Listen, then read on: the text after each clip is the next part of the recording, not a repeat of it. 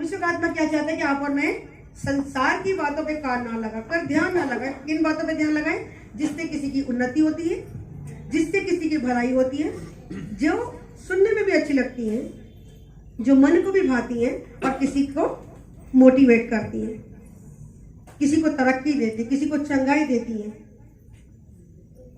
अगर ऐसी बातों पर आपका मेरा ध्यान नहीं है तो परमेश्वर को भाता नहीं है वो जीवन। हम कितने बड़े बड़े काम कर,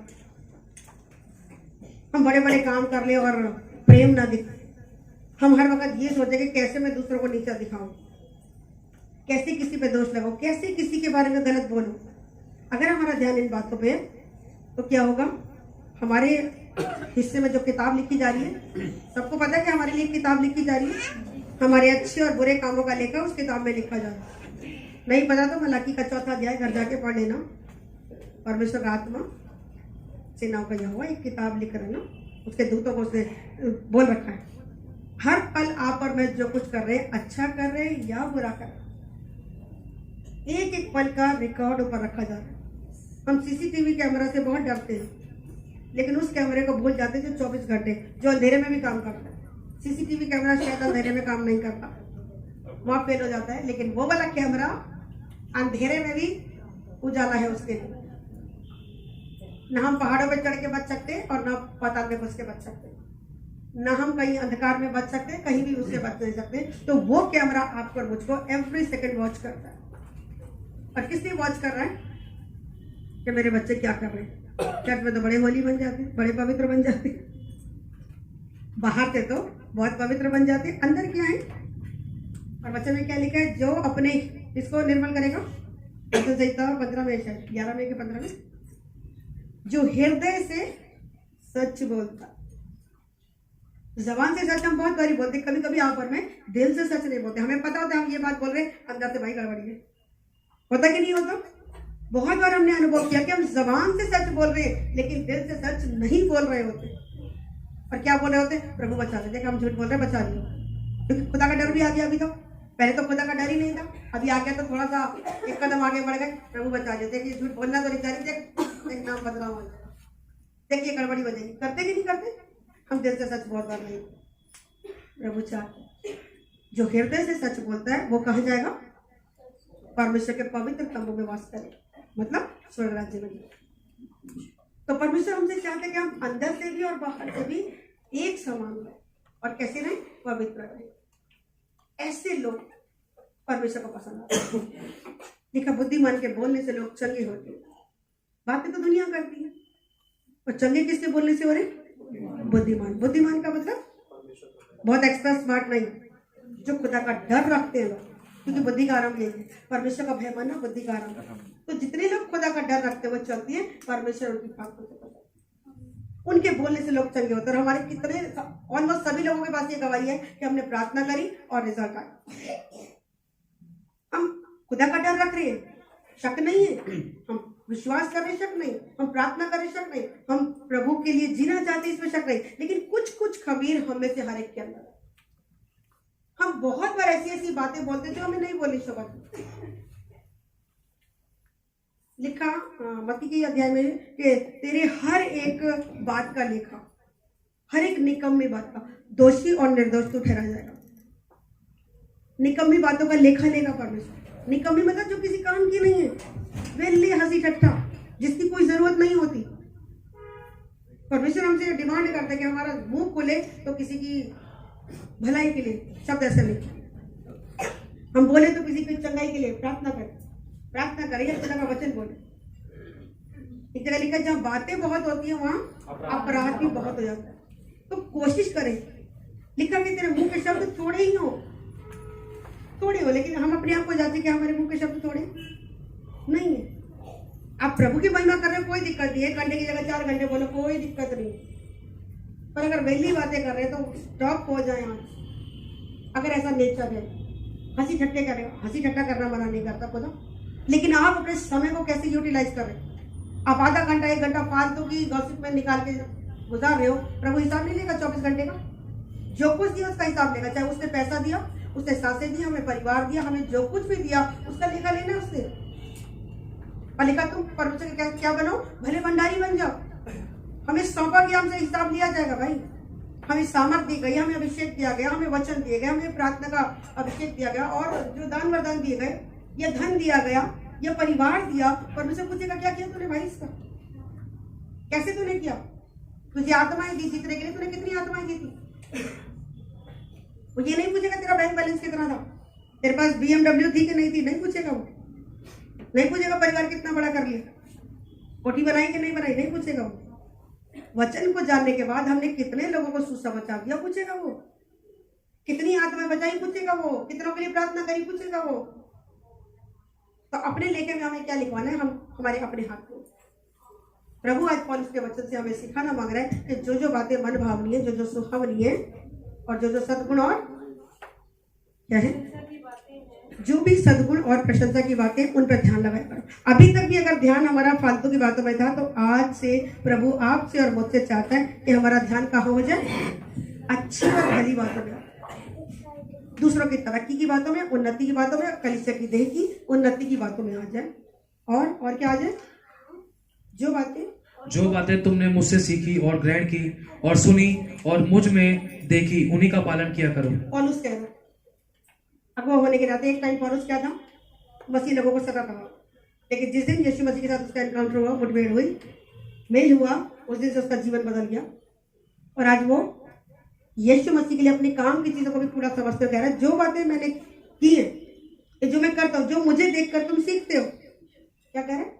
जो बातें तुमने मुझसे सीखी हैं और ग्रहण भी की और सुनी और मुझ में देखी। आज मैं अपने लिए बोल, अगर आपको कुछ अच्छी बात लगती है कि किस तरीके से कांग्रीगेशन से यहाँ तक आए, अपने अगुओं को देखते रहो, उनके अनुभवों को लेते रहो।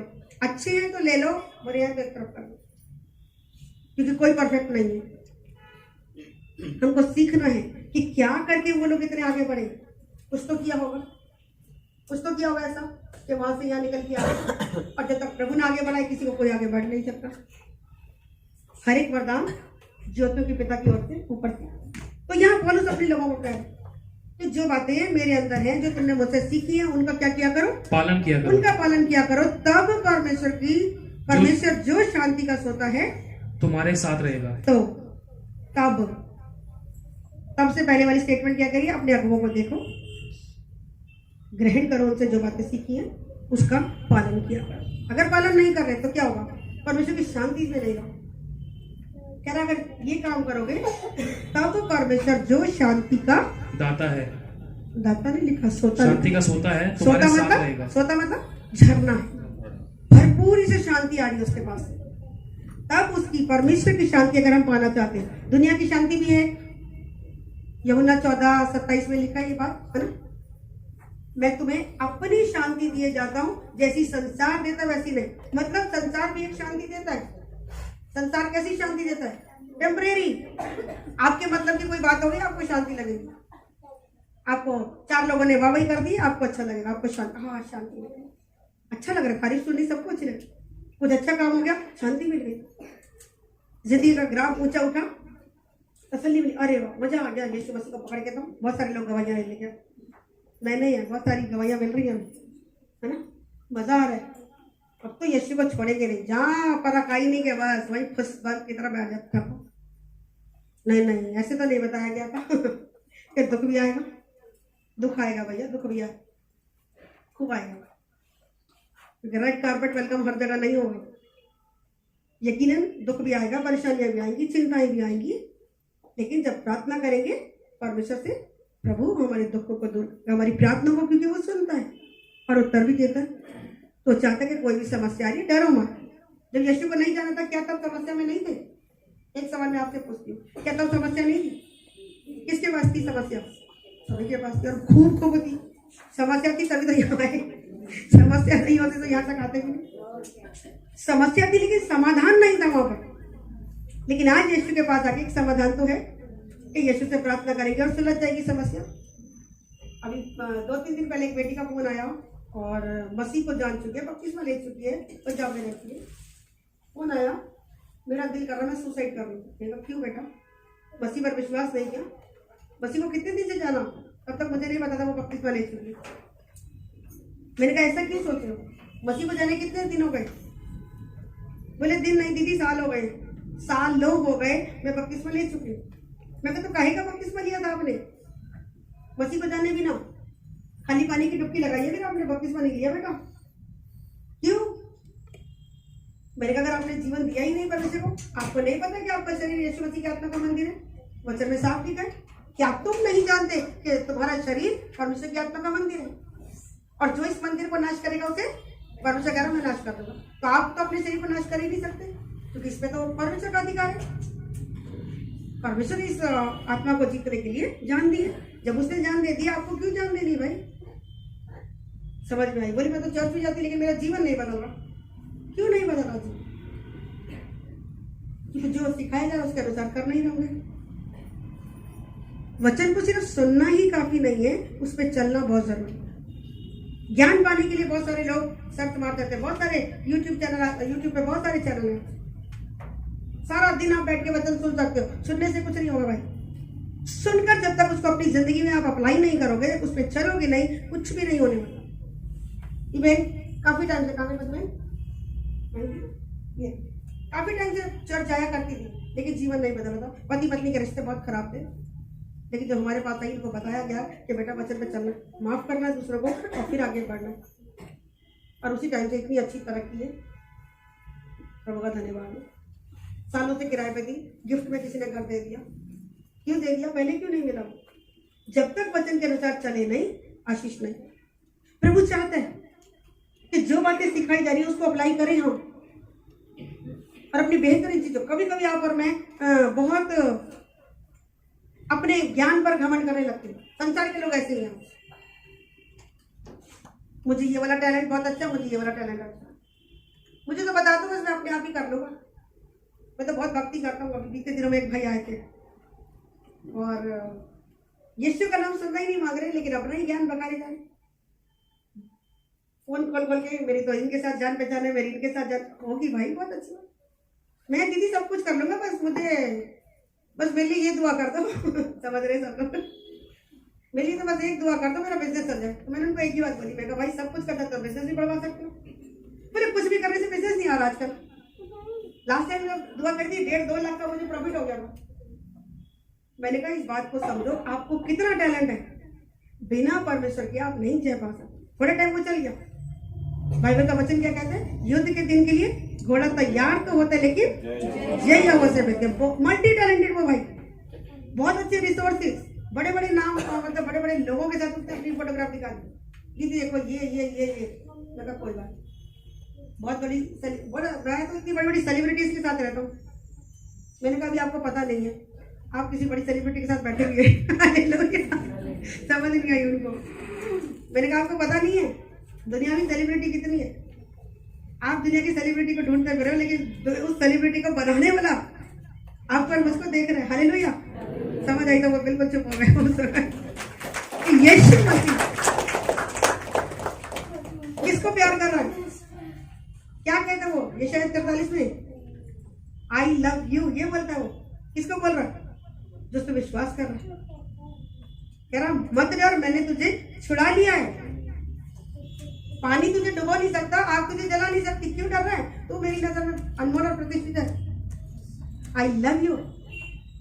और एक आई लव यू शब्द सुन के हम सबके अंदर ना लड्डू फूटने लगते हैं। तो कैसे झूठ कर आई लव यू करते हैं, है ना?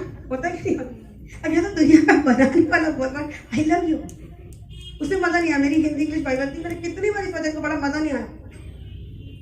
वो इंग्लिश बाइबल में एकदम से नजर आई, मैंने कहा उसमें लिखा आई लव यू, मैंने उसको अंडरलाइन कर दिया। मेरी पुरानी बाइबल देखेगा उसमें अभी लिखा हुआ। परमेश्वर का आत्मा अगर बोल रहा है आई लव यू, तो कितनी बड़ी बात है। दुनिया के लोगों की नजर किस पे? सेलिब्रिटी पे। और उस सेलिब्रिटी को बनाने वाला कौन है? परमेश्वर। उसकी नजर में कौन महान है? कौन महान है? बोलो आप और मैं। जोर से बोलो भाई, डरते क्यों? बोलो मैं बहुत अनमोल हूं उसकी नजर में। बोलो अंगीकार करो, मैं परमेश्वर की नजर में अनमोल और प्रतिष्ठित हूँ। मुझे परमेश्वर कहता है आई लव यू। मजा आया ना? दुनिया का बनाने वाला कह रहा आई लव यू, तो क्या बात सिर्फ शब्द है उसके? जो शब्द वो कहते हैं वो करता भी है पूरा। और प्यार का मतलब पाना नहीं है जो दुनिया समझती। प्यार का मतलब देना, और उसने हमें दिया। अपना इकलौता बच्चा दिया, प्रेम की खातिर। लहू बहाए, जिसने अपना इकलौता बच्चा नहीं रख छोड़ा, बाकी चीजें क्यों नहीं दे। लेकिन बहुत सी संसारिक चिंताएं जो हमारे अंदर आ जाती, कहाँ से आती है? क्योंकि आप और मैं जब वचन के अनुसार नहीं चलते, वो शैतानी आत्मा अंदर घुस जाती। वचन में लिखा है, आज्ञा ना मानने वालों के जीवन में शैतान काम करता। किस्सियों में साफ लिखा है, और शैतान को अवसर मत दो। हम मौका ना दे उसको, लेकिन कैसे मौका मिल जाता है? हम कहते नहीं शैतान आ जाओ, आप आज्ञा पालन तोड़ो, तुरंत एंट्री मार लेगा वो। और शैतान का काम क्या है? नुकसान पहुंचाओ। आपकी सेहत चुराएगा, पैसा चुराएगा, आनंद चुराएगा, मान सम्मान चुराएगा, हर वो चीज जो परमेश्वर ने हमें ब्लेसिंग के रूप में दिए, आशीर्वाद के रूप में दिए, उसको चुराने की कोशिश की। और वो चाहते हैं हर समय आप और मैं रोते रहे, लेकिन प्रभु नहीं चाहता।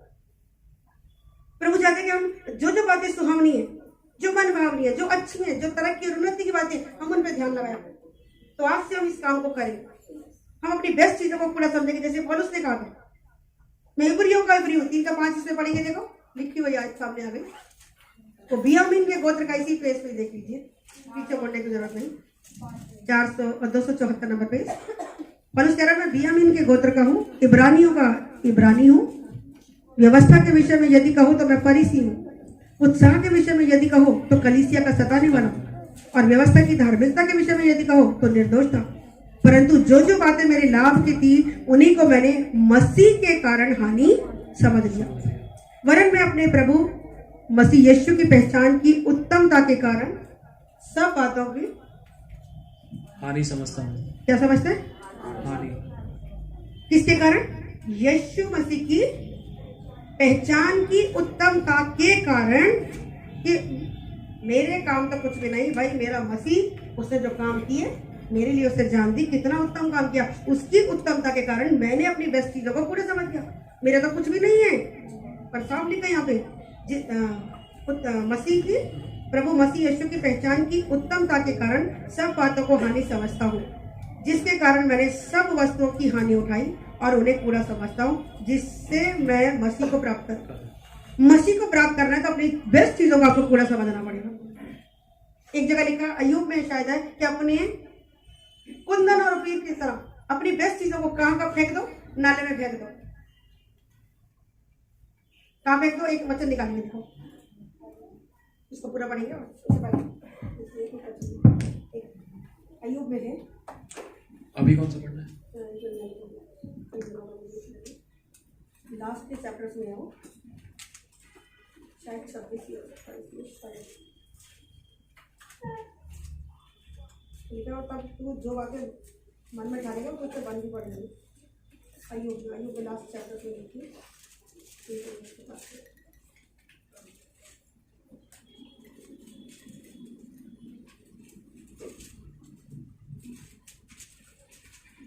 ये 22 का 23 से पढ़ेंगे, उसको निकाल रखेंगे। अब हम वापस किसी निकालें 22 का 23। यदि तू सर्वशक्तिमान की ओर फिर के समीप जाए और अपने, यहाँ यदि कह रहा है, यदि तू कहाँ जाए? सर्वशक्तिमान की ओर, सर्वशक्तिमान की ओर फिर कर समीप जाए, उसके समीप जाए, परमेश्वर के नजदीक जाए, अपनी बुरी बातों से तौबा करके, और अपने डेरे से कुटिल काम दूर करे तो तू बच जाएगा। जहाँ तू रहता है अपने घर से क्या करे? कुटिल काम दूर करे। कुटिल काम मतलब बुरे काम जो परमेश्वर को पसंद नहीं है। लड़ाई झगड़ा, दोष, ईर्ष्या, जलन, डाह, जो भी बुरे काम परमेश्वर को पसंद नहीं है, उन कामों को क्या करे? अपने डेरे से दूर कर दे, और तो तू बन जाएगा। उससे पहले नहीं बनेगा भाई। अगर तू कुछ बनना चाहता है, सिर्फ चर्च की ही बात नहीं हो रही, घर में भी अपने डेरे से कुटिल काम, बुरे काम दूर कर दे, तो तू बन जाएगा। और तू अपनी अनमोल वस्तु को धूल पर, वरन ओपीर का कुंदन भी नालों के पत्थरों में डाल दे। क्या कर रहे? ओपीर का पत्थर, अनमोल वस्तु को क्या कर दे? नालों के पत्थरों में डाल दे। नालों के पत्थर, नाला मतलब क्या दिखाता है? गंदगी दिखाता है। पूरे समझ ले, गंदगी चीजें हम नालों में फेंक के आते हैं ना। अपनी बेस्ट चीजों को कह रहे हैं तो कूड़े में डाल दे।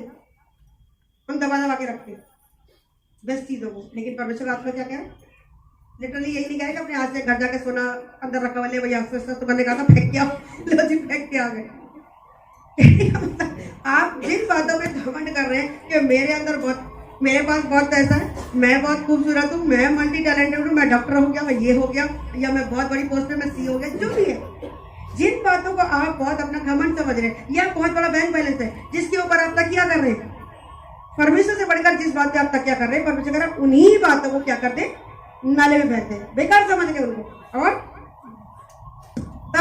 तब सर्वशक्तिमान आप तेरी अनमोल वस्तु और तेरे लिए चमकीली चांदी होगा। देखो, तू अपनी अनमोल वस्तु को, अनमोल की जगह देखो एक स्टार बना हुआ है, हम अगर नीचे देखें तो क्या लिखा है, खान से निकला हुआ सोना चांदी।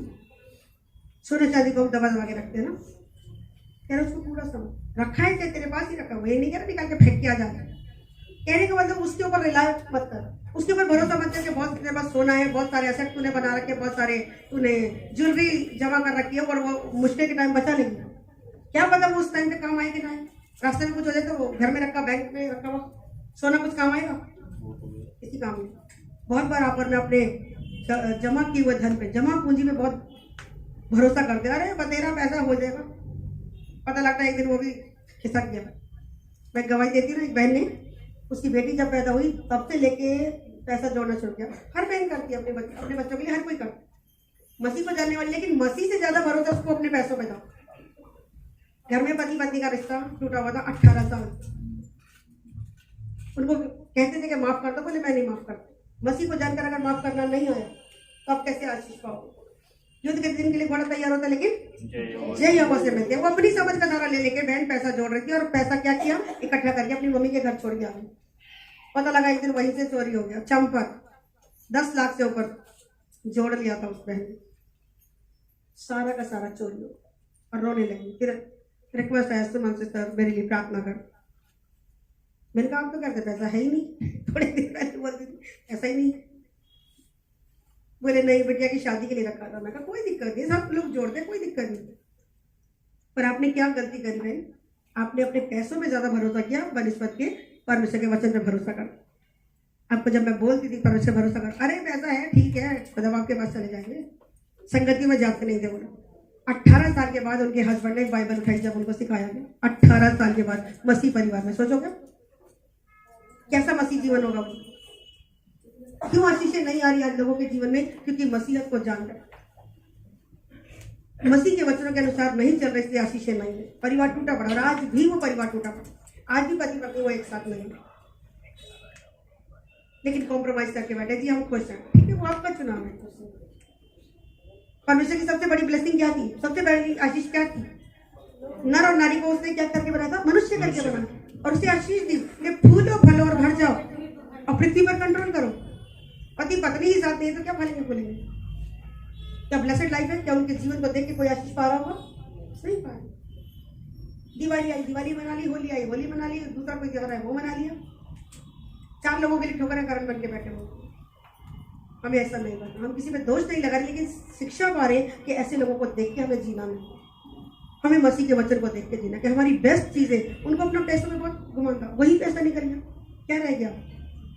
ऐसा नहीं कि शादी नहीं हो, शादी हो चुकी उनकी बेटी, कैसी हुई होगी मुझे नहीं पता क्योंकि हम नहीं गए।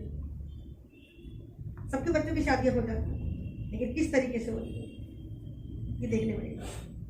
मसीह को महिमा मिल रही है या नहीं मिल रही, क्या मसीह खुश हो रहा है हमारे जीवन से, नहीं हो रहा तो सब पूरा हो जाने वाला। ये बात वो नहीं समझ पा रहे। यहाँ पर विषय आता हमें यही सिखा रहा है कि तू अपनी अनमोल वस्तु को कहाँ फेंकते, धूल पर, वरन ओपीर का कुंदन भी। ओपीर का कुंदन मतलब बहुत कीमती पत्थर, जिसको हमने आज तक देखा भी नहीं होगा। मैंने तो नहीं देखा ओपीर का कुंदन कैसा होता भाई। सोने चांदी तक हम तो बस नाचते रहे, ज्यादा हो गया डायमंड ले लिया, सुने जरूर है नाम, लेकिन देखा मैंने आज दिन तक नहीं देखा। किसी ने देखा तो मुझे बता दे ओपीर का कुंदन कैसा होता है, देखा किसी ने। बहुत प्रेशियस स्टोन है, सुनते हैं कि बहुत कीमती पत्थर। कह रहा अपनी बहुत कीमती चीजों को भी कहाँ डाल दे, नालों के पत्थर में डाल दे, तब सर्वशक्ति, तब, उससे पहले नहीं, तब को अंडरलाइन कर लेंगे, तब पढ़िए जरा।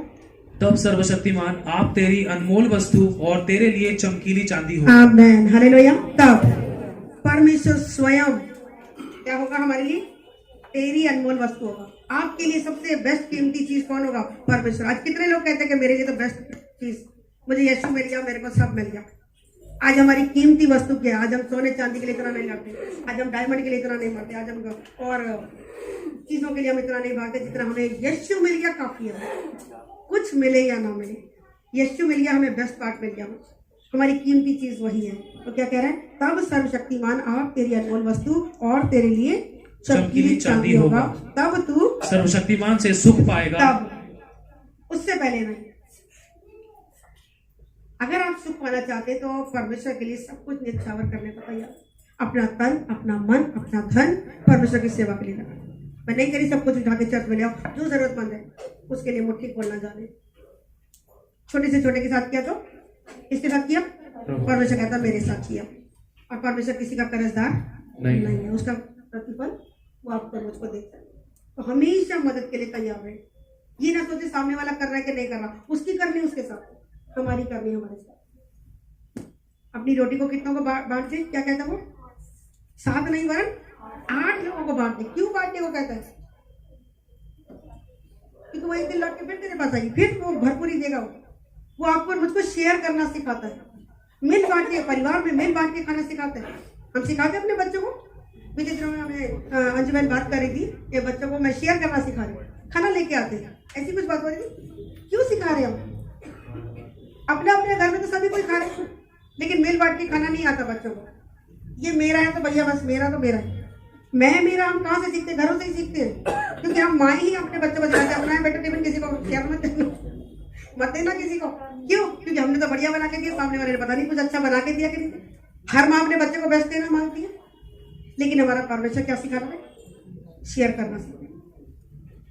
यीशु मसीह चाहते, वो परमेश्वर चाहता है कि आप और मैं, हमारे पास जो कुछ भी है, थोड़ा है ज्यादा हम शेयर करके करें, हम बांट के, मिल बांट के खाएं, क्योंकि मिल बांट के खाने से ही परमेश्वर की महिमा है।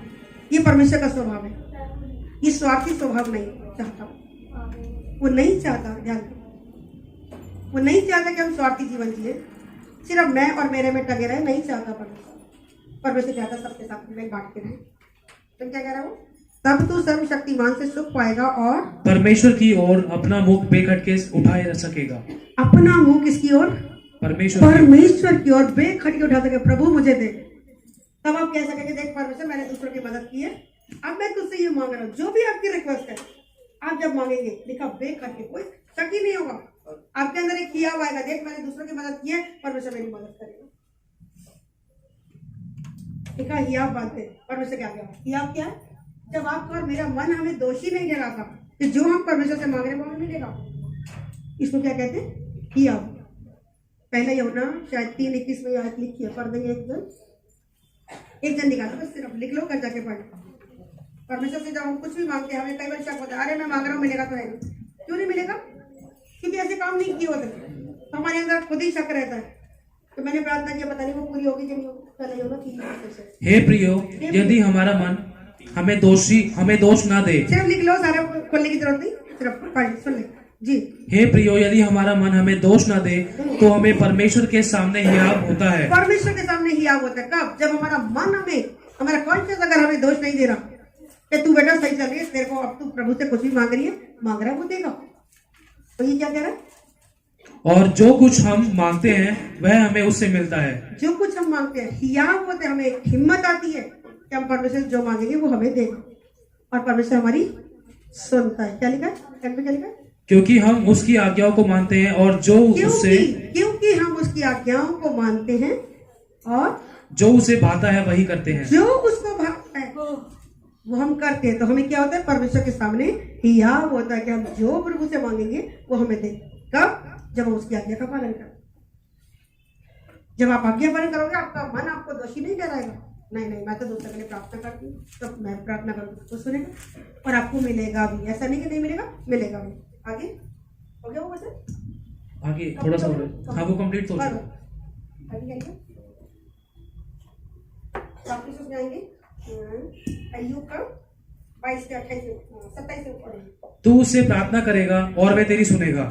फिर तू जब ऐसा काम करेगा कि अपनी बेस्ट चीजों को परमेश्वर के लिए थोड़ा समझ के परमेश्वर के लिए देने को तैयार रहेगा, तब तू जो भी प्रार्थना करेगा वह तेरी सुनेगा। तू उससे प्रार्थना करेगा और वो तेरी सुनेगा। बहुत सारे लोग कहते हैं हम प्रार्थना करते सुनी नहीं जाती। समझ लेना कि आप दूसरों के लिए मुट्ठी खोलने वाले नहीं है।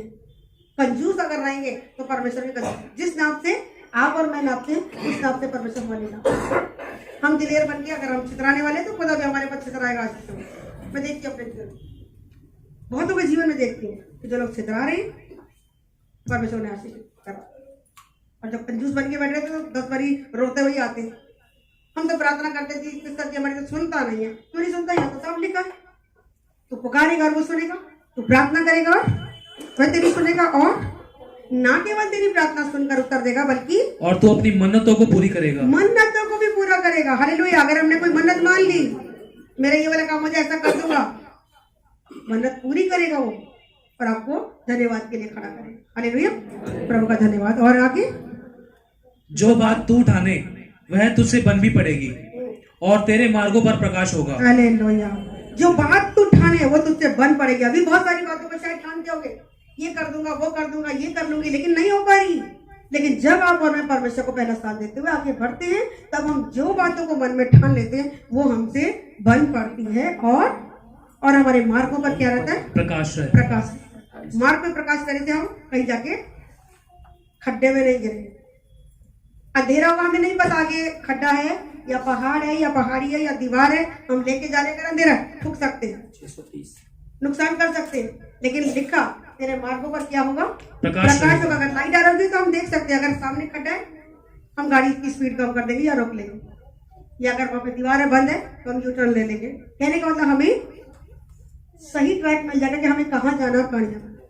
अगर आगे लिखा है 440 का करंट है, हम क्या करेंगे? सावधान हो जाएंगे, अलर्ट हो जाएंगे। कब? जब हमारे मार्गों में उजियाला, रात के टाइम भी हम ड्राइव करेंगे, हमें कोई नुकसान नहीं। कब?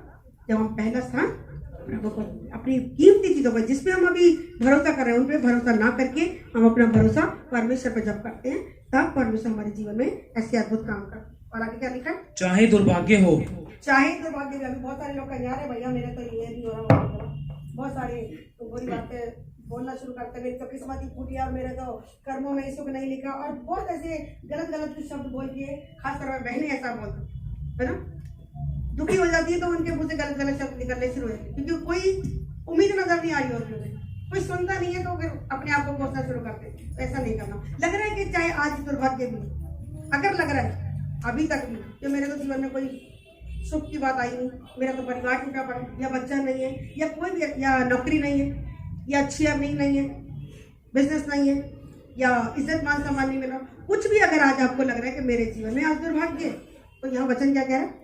चाहे दुर्भाग्य हो तो अभी तू कहेगा कि सौभाग्य होगा। यहाँ 29 का क्या लिखा है? चाहे दुर्भाग्य हो, इसका दुर्भाग्य के ऊपर एक छोटा सा स्टार बना कि नहीं? हाँ जी, उसका मतलब नीचे लिखा हुआ है, पढ़े उसको। वे नीचे हुए, वे नीचे हो मतलब चाहे बेइज्जती हो गई, आपको बिल्कुल नीचे धरती में डुबाने के लिए लोगों ने कर दिया, नीचा कर दिया आपको। दुर्भाग्य मतलब आपकी तरक्की नहीं हो रही, आपको नीचा कर दिया गया, आपकी बेइज्जती कर दी गई है, आपको तोड़ा गया, आपको आपके दिल को दुखाया गया, नीचा भी अगर कर दिया गया, अगर लग रहा है आज तक भी ऐसा था, तो क्या कह रहा है? चाहे तेरा दुर्भाग्य हो तो भी तू कहेगा कि सौभाग्य होगा। तू कहेगा कि सौभाग्य होगा। कब कहेगा? जब पहला स्थान प्रभु को देखते हुए परमेश्वर की आज्ञा में बने रहे। परमेश्वर के कारण ये शब्द मुंह से धन्यवाद के निकलेंगे। मेरा परमेश्वर है ना, सब कुछ ठीक कर देगा। मेरे पास बहुत सारी घाटी थी और मेरे लोग बोलते थे, मेरा भाई बोलता था और बहुत सारे लोग बोलते थे, क्या तू 24 घंटे चर्च गाती रहे। नए नए जब हम प्रभु में आए, अपने बच्चों को कोई अच्छा सा कोर्स करवा ले, पढ़ाई लिखाई पे ध्यान दे ले और जरा अच्छा बिजनेस करवा ले। मैंने कहा भाई मेरे पास यीशु मसीह है, उसको नौकरी करानी है, उसको बिजनेस कराना, उसको सेवा करानी है, अपने आप देख ले। और ठीक है वो कर देगा, तुझे भी कुछ करना है कि नहीं करना। मैंने कहा मैं मेरे हिस्से का काम करी, मुझे प्रार्थना करनी है और परमेश्वर के हाथों में देना। मेरी तमन्ना मेरे बच्चे सेवा करें, उनकी तमन्ना वो नौकरी करना चाहते हैं, बिजनेस करना चाहते हैं, यकीन करें। और उस वक्त मेरे पैसा, उसको तो मैं जवाब दे के आती, मन में कहती थी प्रभु मेरे बच्चों के लिए कुछ है कि नहीं है, या जिंदगी भर में ऐसी बातें सुनती रहूंगी। मेरे पास इतना पैसा नहीं कि मैं बिजनेस करवा लूँ, और नौकरी करनी है तो अच्छे से पढ़ना पड़ेगा। तो मेरे बच्चों को बुद्धि और ज्ञान और समझ आती थी। और एक वचन आता था मेरे पास तसल्ली का, पहला पतरस 5:6 आता था कि तू परमेश्वर के बलवंत हाथ के नीचे दीनता से बनी है। राइट टाइम आने में तुझे एग्जॉर्ट करो। और मैं कहती थी मुझे तो एग्जॉर्ट करेगा, मेरे बच्चों को भी एग्जॉर्ट करना। और फिर वचन क्या मिलते हैं? तेरे सब लड़के यहोवा के सिखलाए हुए होंगे और उन्हें बड़ी शांति मिलती। हालेलुया। वो दिन और आज का दिन मैंने छोड़ दिया अपने परमेश्वर के हाथ। परमेश्वर मेरे बच्चों से जैसी महिमा लेनी हो ले ले, और आज वो दिन है परमेश्वर हमारे बच्चों को भी इस्तेमाल कर। थोड़ा करना ज्यादा करना मतलब नहीं, एक समय हर चीज को एग्जॉर्ट करने का, कुछ उन्हें भी सिखा के लाना है ना। हमारे द्वारा उन्हें अनुग्रह मिल रहे हैं, मौके मिल रहे हैं। अब अपने आप को प्रूव करने के लिए उन्हें भी कुछ एफर्ट करने पड़ेंगे, क्योंकि सिखा रहा है परमेश्वर, अनुभव से वो सिखा रहे हैं कि अपनी समझ का सहारा लेकर हम कुछ भी नहीं कर सकते। हमें क्या करना है? परमेश्वर के ऊपर भरोसा करना। तो प्रभु का धन्यवाद कि परमेश्वर, उस वक्त चाहे दुर्भाग्य था मेरा, मुझे लग रहा था मेरे जीवन में कोई ब्लेसिंग नहीं थी उस टाइम, बस यीशु का नाम को जाता, बस यही मेरा सौभाग्य था कि मेरा यीशु मसीह सब ठीक कर देगा। आज से 14 साल पहले की बात बता रही, 13-14 साल पहले। और आज वो दिन है, मेरे बच्चे सिखाते भी है, बजाते भी है और सेवा में भी है। हालेलुया। उस टाइम नहीं थे, लग रहा था दुर्भाग्य, लेकिन परमेश्वर के हाथ में जब सौंपा, मैं विश्वास करती हूँ बहुत बेस्ट कर रहा मेरा परमेश्वर। अभी तक जो देखा ये तो थोड़ा ही है, अभी और आगे हम और अच्छी आशीषों को देखेंगे। आमीन। आज चाहे किसी को लग भी रहा है कि अगर दुर्भाग्य है तो आपने बोलना है क्या कहना है? मेरा परमेश्वर सब कुछ ठीक करेगा। मेरे सभी बच्चे किसके सिखलाए होंगे? यहोवा के सिखलाए होंगे और उन्हें बड़ी शांति मिलेगी। मैंने वचन पे भरोसा किया, ना अपने पैसों पे, क्योंकि पैसा था ही नहीं, ना अपने टैलेंट पे कि मैं अपने बच्चों को बहुत बेस्ट टीचिंग दे रही हूँ। उस वक्त लगता था कि मैं जब तक पढ़ाती रही राहुल को 95 से कभी नीचे रहा, अपने ऊपर बड़ा भरोसा था।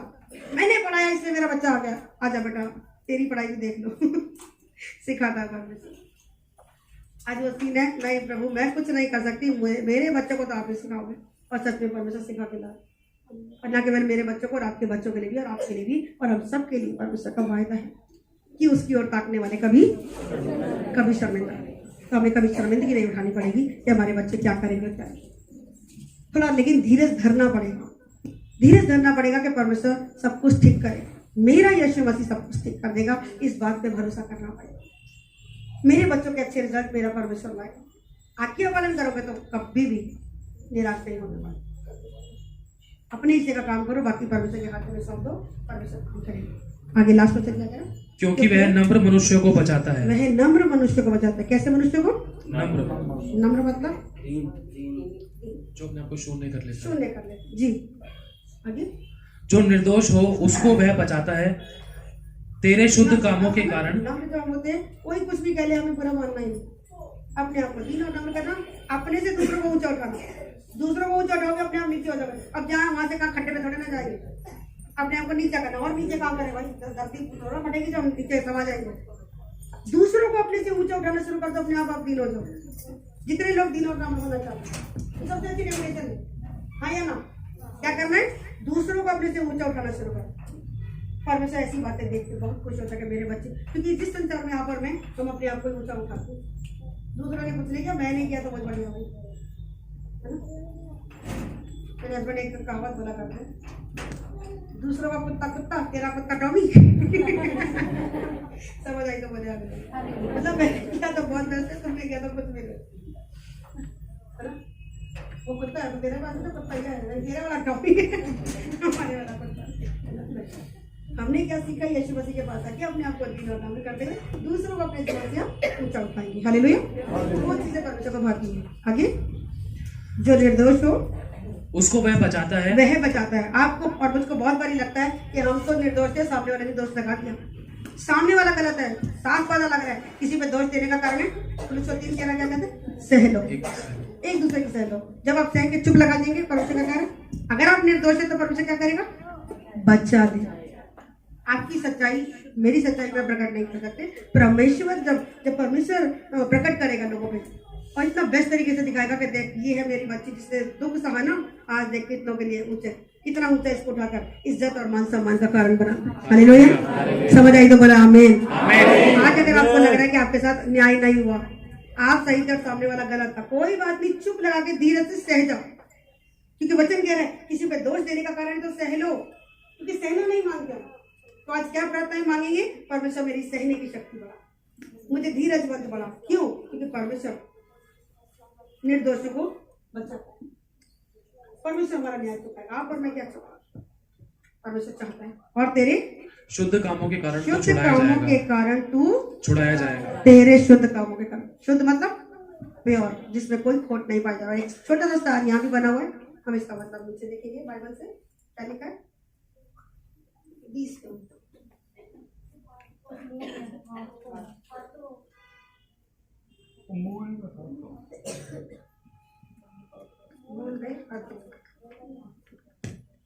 तेरे शुद्ध काम, परमेश्वर के हाथ के काम, जो हम हाथ के काम करते हैं, परमेश्वर हमारे हाथ के कामों को सफल करेगा।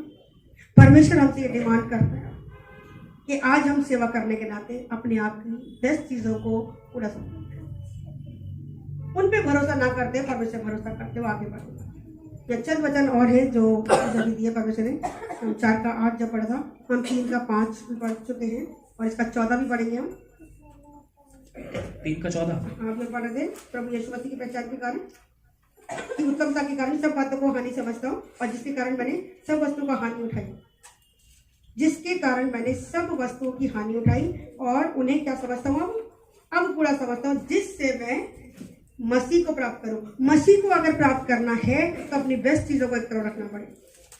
पौलुस इब्रियों का इब्री था, बिन्यामीन गोत्र का था, बहुत बेस्ट, मतलब बहुत ऊंचे पर था। वो किसी भी बात में वो लेवल पे नीचे नहीं था। पढ़ाई लिखाई देख लो, उसका पैसा देख लो, उसका रुतबा देख लो, समाज में स्टेटस देख लो, बहुत अच्छे हाई लेवल पे था। घमंड कर सकता था, बहुत आसानी से घमंड कर सकता था, लेकिन वो कह रहा जिन बातों को मैं घमंड की बातें समझता था, जो लाभ की बातें समझता था, मसीह के कारण उनको मैंने पूरा समझा कि मसीह के जीवन में इन चीजों की जरूरत ही नहीं है। मसीह मेरे साथ रहे, बस कोई ऐसी बात मैं नहीं करूंगा जिससे मसीह मुझसे अलग हो जाए। और यहाँ एक लाइन बड़ी अच्छी लिखी, जिससे मैं मसीह को प्राप्त करूं। मसीह को प्राप्त करना आसान नहीं है, विश्वास करना आसान है। मैं बहुत बारी बोलती हूँ, कोई भी 4 चमत्कारों की गवाही सुनता तुरंत विश्वास करता है, तुरंत आएगा चर्च में, लेकिन उस विश्वास में बने रहना बड़ा मुश्किल हो जाता है। बहुत बार परमेश्वर हमें आपको परखता है, क्योंकि साफ लिखा है वो धर्मी को परखता है। और जब परख आती है तो परख किसी को अच्छी नहीं लगती। लिखा जो परीक्षा में स्थिर रहता है, याकूब 1:12 में लिखा है, जो परीक्षा में स्थिर रहता है वो जीवन के मुकुट को पाएगा, जीवन के मुकुट को पाएगा। लेकिन बहुत बार इस परीक्षा में लोग जो है परीक्षा में स्थिर नहीं रह पाते। थोड़ा सी टेम्पटेशन आई, समस्या आई, अरे ले पहले इससे तो ठीक थे, यीशु मसीह के पास आके भी समस्या आई, हम तो नहीं आएंगे।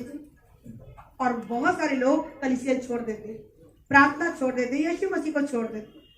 आपको और मुझको नहीं कर। जब सताव आए, जब दुख आए, जब परेशानी आए, परीक्षा आए, तब क्या करना, स्थिर रहना। क्योंकि परमेश्वर का वचन कह रहा है, लिख लो घर जाके पढ़ना, जो परीक्षा में स्थिर रहता है, याकूब 1:12, जो परीक्षा में स्थिर रहता है उसको वो क्या करता है, वह जीवन का मुकुट, परमेश्वर से जीवन का मुकुट देगा, एक क्राउन देगा। वो क्राउन जो यीशु मसीह पहनाएंगे, कितनी बढ़िया बात होगी, अच्छी बात है। दुख तो पहले भी तो थे, तब दुख नहीं सह रहे थे। यहाँ पर आके अगर दुख आ गया तो क्या हो गया, क्या हो गया। यहाँ एक जीवित आशा तो है, लेकिन सबका चुनाव है, जबरदस्ती नहीं। यीशु मसीह ने जब जबरदस्ती नहीं की तो आप और मैं भी किसी के साथ जबरदस्ती नहीं की। नेक्स्ट टाइम कोई आए कि नहीं आए, हमें नहीं। हमारी तमन्ना रहेगी कि जैसे हम आशीष जीवन जी रहे, हमारे लोग भी आशीष का जीवन पाए, जिसमें कोई दुख नहीं है, परेशानी नहीं। परेशानियां हैं, ऐसा नहीं कि परेशानी नहीं है, दुख नहीं, लेकिन वो दुख मसीह के साथ होने के कारण दुख लगते ही नहीं है हमें। क्योंकि इतना दुख सह के पीछे आ गए कि ये वाले दुख तो कुछ लगता ही। अरे जब इतना ठीक हो गया, आगे भी ठीक हो जाएगा, है ना। तो यहाँ परमेश्वर चाहते हैं कि आप और मैं उसके तरीके जिए, और जिससे मैं मसीह को प्राप्त करूँ। मसीह को प्राप्त करने के कारण ये सब चीजें चलें। और आगे क्या करें, और उसमें पाया जाओ, और उसमें पाया जाऊं। किसमें पाया जाऊं, मसीह के वचन में पाया जाऊं, मसीह में पाया जाऊं। सिर्फ शब्दों में नहीं, चर्च में पाया जाऊं ऐसा नहीं लिखा। सिर्फ चर्च में पाए जाने से जीवन नहीं बदलेगा। बहुत सारे लोग चर्च में आते, लेकिन जो बातें सिखाई जाती है उसमें कान नहीं लगाते। लेकिन बहुत सारे लोग चर्च ना आकर भी घर पे बैठे बैठे, अभी एक बहन है चर्च नहीं आती, उसका नाम प्रभु मुझे याद दिला है, सीमा बहन करके क्या, चर्च नहीं आती। रेगुलर टाइप भेजेगी, मैंने उसको बल्कि बोला भी, मैं कहा बेटा जब आते नहीं हो टाइप मत भेजो, जहाँ आप जाते हो वहां चले जाओ। तो पता लगा बोली वो कहीं भी नहीं आती, बस यहीं के वचन सुन के, यहीं की गवाहियां सुन के आप इसे जब प्रार्थना कराते फोन पे प्रार्थना करा देती है, और जैसा उसको सिखाते वो सीखती है उसका। कह रही यहीं से तो आशीष भाई आप ही तो सिखाते हो। अब वैशाली के थ्रू उसके वो वचन होता है, उसकी जेठानी के बहुत कह रहे मैं तो यही से आशीष भाई आप ही तो सिखाते हो, जिस होटल में खाना खाओ पेमेंट वही जाएगी। आती भी नहीं है, लेकिन ईमानदारी घर बैठे भी पूरा वचन को फॉलो करती है और परमेश्वर ऐसे बड़े बड़े काम उसके जीवन में करती है, उसके द्वारा और काम होगा। आशीष पारी हो। लेकिन बहुत से लोग चर्च में आके भी वचन के अनुसार नहीं कर पाते। 5 मिनट का, बहुत सारे लोग आते हैं, 10 मिनट का तड़का लगा, आया तो हूँ, एक भाई आते आया तो हूँ, 5 मिनट संगति के बीच में आ गए, संगति के बीच में गाया। ऐसे आने से क्या आशीष मिलेगी? कब ये पत्थर टेक के ये घंटा बजा के जाने वाला परमेश्वर नहीं है, ये कोई पत्थर मूर्ति तस्वीर नहीं है। यहाँ आओगे, वचन को सुनोगे, उसके अनुसार चलोगे, तभी तो जीवन बदलेगा। अपने आप को जब मसीह के लिए आप दे ही नहीं रहे, आपके पास मसीह को देने के लिए अगर टाइम ही नहीं है, और वो टाइम भी किसके लिए देना है? आपके बढ़ोतरी के लिए, आपकी तरक्की के लिए। आज अगर यहाँ आके बैठे, फायदा किसको होने वाला है? मुझे होगा या आपको होगा? आपको। मैं आई हूँ तो मुझे फायदा मिलेगा। ये फायदा मिलेगा मेरे को जो है कि घर जा जाके सुसमाचार सुनाना पड़ता है। मैं मांगती थी प्रभु इकट्ठा दे दे, क्योंकि समय बहुत थोड़ा है, काम बहुत ज्यादा करने हैं, तो कैसे करोगे प्रभु? इकट्ठे बहुत सारी खरीदे ना, एक ही बार उनको सुसमाचार सुना दो ताकि मेरा काम आ सके। प्रभु ने दिया, अपने विश्वास योग्यता दिखाई तो परमेश्वर ने भी दी। जहां पर भी रखा, जब आप और मैं विश्वास योग्य ठहरेंगे, टाइम आने पर लिखा ना, राइट टाइम पे क्या करेगा? एक्सॉर्ट करेगा, ऊंचे पर उठाएगा। एक टाइम आएगा, वो पहले परखेगा उस लेवल पे लाने के लिए। यूसुफ को प्रधानमंत्री बनाना था, लेकिन कितनी सारी परीक्षाओं से होकर उसको गुजारा, काय के लिए? चेक करने के लिए कि प्रधानमंत्री के लेवल के लिए सुटेबल है कि नहीं, है या ना? एक दिन में सुबह तक भी जेल खाने में था, शाम को फिर वहां प्रधानमंत्री बन गया। एक ही दिन में, ऊंचे में तो एक ही दिन में उठा देगा वो। बात उसमें नहीं, क्या मैं मसीह में हूं या नहीं। अगर मसीह में नहीं पाया जाता, उसके वचन में नहीं पाया जाता, तो जजमेंट के दिन, न्याय के दिन गड़बड़ी हो जाएगी भाई। आज बहुत सारे डे मनाए जा रहे हैं। आज वुमेन्स डे हो गया, आज वैलेंटाइन डे हो गया, मदर्स डे हो गया, 636 डे बना दी, और किसी को चिंता नहीं है जजमेंट डे भी आने वाला है। अगर उसकी चिंता नहीं है तो ये सारे डे सारे के सारे बिल्कुल पूरा हो जाने वाले। न्याय के दिन के लिए अपने आप को तैयार करें। लिखा जो मसीह यीशु में, उन पर दंड की आज्ञा है। मसीह में होना वाले सौभाग्य की बात हो जाए। लाइन में लगेंगे जरूर, अरे ये तो बढ़िया, ये तो वचन में चल रही, चल भैया इसको एक तरफ स्वर की तरफ लेके। जो नहीं होंगे घसीटते हुए, क्रूर दूत आएंगे और घसीटते हुए, डाल इसको दारों और दांतों का पीसना, डाल इधर नरक की तरफ। लिखा हो नरक की आग कभी बुझेगी नहीं, उसका कीड़ा कभी मरेगा नहीं। मत्ती का अध्याय पढ़ लेना, 24वें अध्याय में लिखी है सारी बात। प्रभु का धन्यवाद करें कि परमेश्वर आपके और मेरे जीवन में पाया जाता है। और यहाँ पर क्या सिखा रहे हैं? जिससे मैं मसीह को प्राप्त करूं और उसमें मसीह को प्राप्त करूं, पाया जाऊं, और उसमें पाया जाऊं। अंडरलाइन करें, उसमें पाया जाना मतलब मसीह में, किसमें? मसीह कौन है? वचन। अगर मैं वचन में पाया जा रहा हूँ तो आदि में वचन था, वचन परमेश्वर के साथ था, और वचन ही परमेश्वर। अगर मैं वचन में पाया जाता हूँ तो फिर गड़बड़ी नहीं होगी, और अगर वचन में नहीं हूँ तो फिर गड़बड़ी। तो वो चाह रहे कि हम मसीह में पाए जाएं, और ना कि अपनी उस धार्मिकता के साथ, ना कि उस धार्मिकता के साथ जो व्यवस्था से है, वरन उस धार्मिकता के साथ जो मसीह पर विश्वास करने के कारण है और परमेश्वर की ओर से विश्वास करने पर मिलती है। वो परमेश्वर की ओर से धार्मिकता मिलती है। वो आप और मैं अच्छे काम कर रहे हैं इसलिए नहीं हम धर्मी बन गए। मैं जी बहुत माफ करने वाली थी, या जब मैं बहुत मदद करने वाली थी, या जी मैं बहुत दूसरों की हेल्प करती थी, दान देती थी, या किसी भी तरीके से मैं बहुत अच्छा गाती थी, या मैं बहुत अच्छा बजाती थी, कुछ भी ऐसा आपके और मेरे जीवन में, उसके कारण हम घमंड नहीं कर रहे। आज अगर हम धार्मिकता में आए हैं, धार्मिकता का मतलब राइट स्टैंडिंग विद गॉड, परमेश्वर के साथ सही तरीके से खड़े होना, उसके वचन के अनुसार, एज इट इज, जैसे वचन है। जब उस तरीके से हम करते हैं तो वो हमारी धार्मिकता। आज्ञा पालन करना, अब्राहम की धार्मिकता क्या थी? उसने विश्वास किया। वो खुद एक मूर्तिकार था, खुदा को ढूंढने वाला था, लेकिन उसको ये पता था कि मूर्तियां तो मैं खुद बनाता हूँ, तो ये मूर्तियां तो खुदा हो नहीं सकती। तो वो भी परमेश्वर को खोजने वाला जानता, और वो जब खोजते खोजते आगे बढ़ रहा था, परमेश्वर ने ही उसको खोज लिया। क्योंकि यीशु मसीह ने क्या लिखा? मत्ती में क्या लिखा? वो खोए हुओं को ढूंढने आया, बचाने आया। दुनिया के लोग कभी पहाड़ों पे जा रहे हैं, कभी कंदराओं में जा रहे हैं, संन्यास ले रहे, क्या करने के लिए? खुदा को खोजने। हमारे एक अंकल जी भी, कौन, क्या नाम है, बिमला बहन के पापा, मेरा नहीं माना, सिर्फ एक गवाही के तौर पर 27 साल पहले परिवार को छोड़ के चले गए, संन्यास ले लिया। क्या करने के लिए?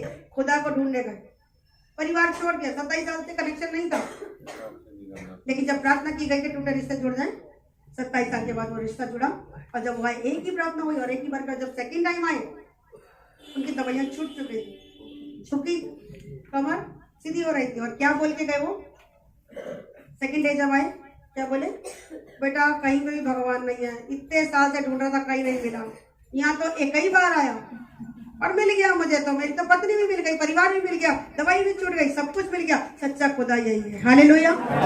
कहीं नहीं है, लोग ढूंढते फिर रहे हैं, लेकिन परमेश्वर कोई उनको ढूंढने आया, परमेश्वर ने उन्हें पकड़ लिया।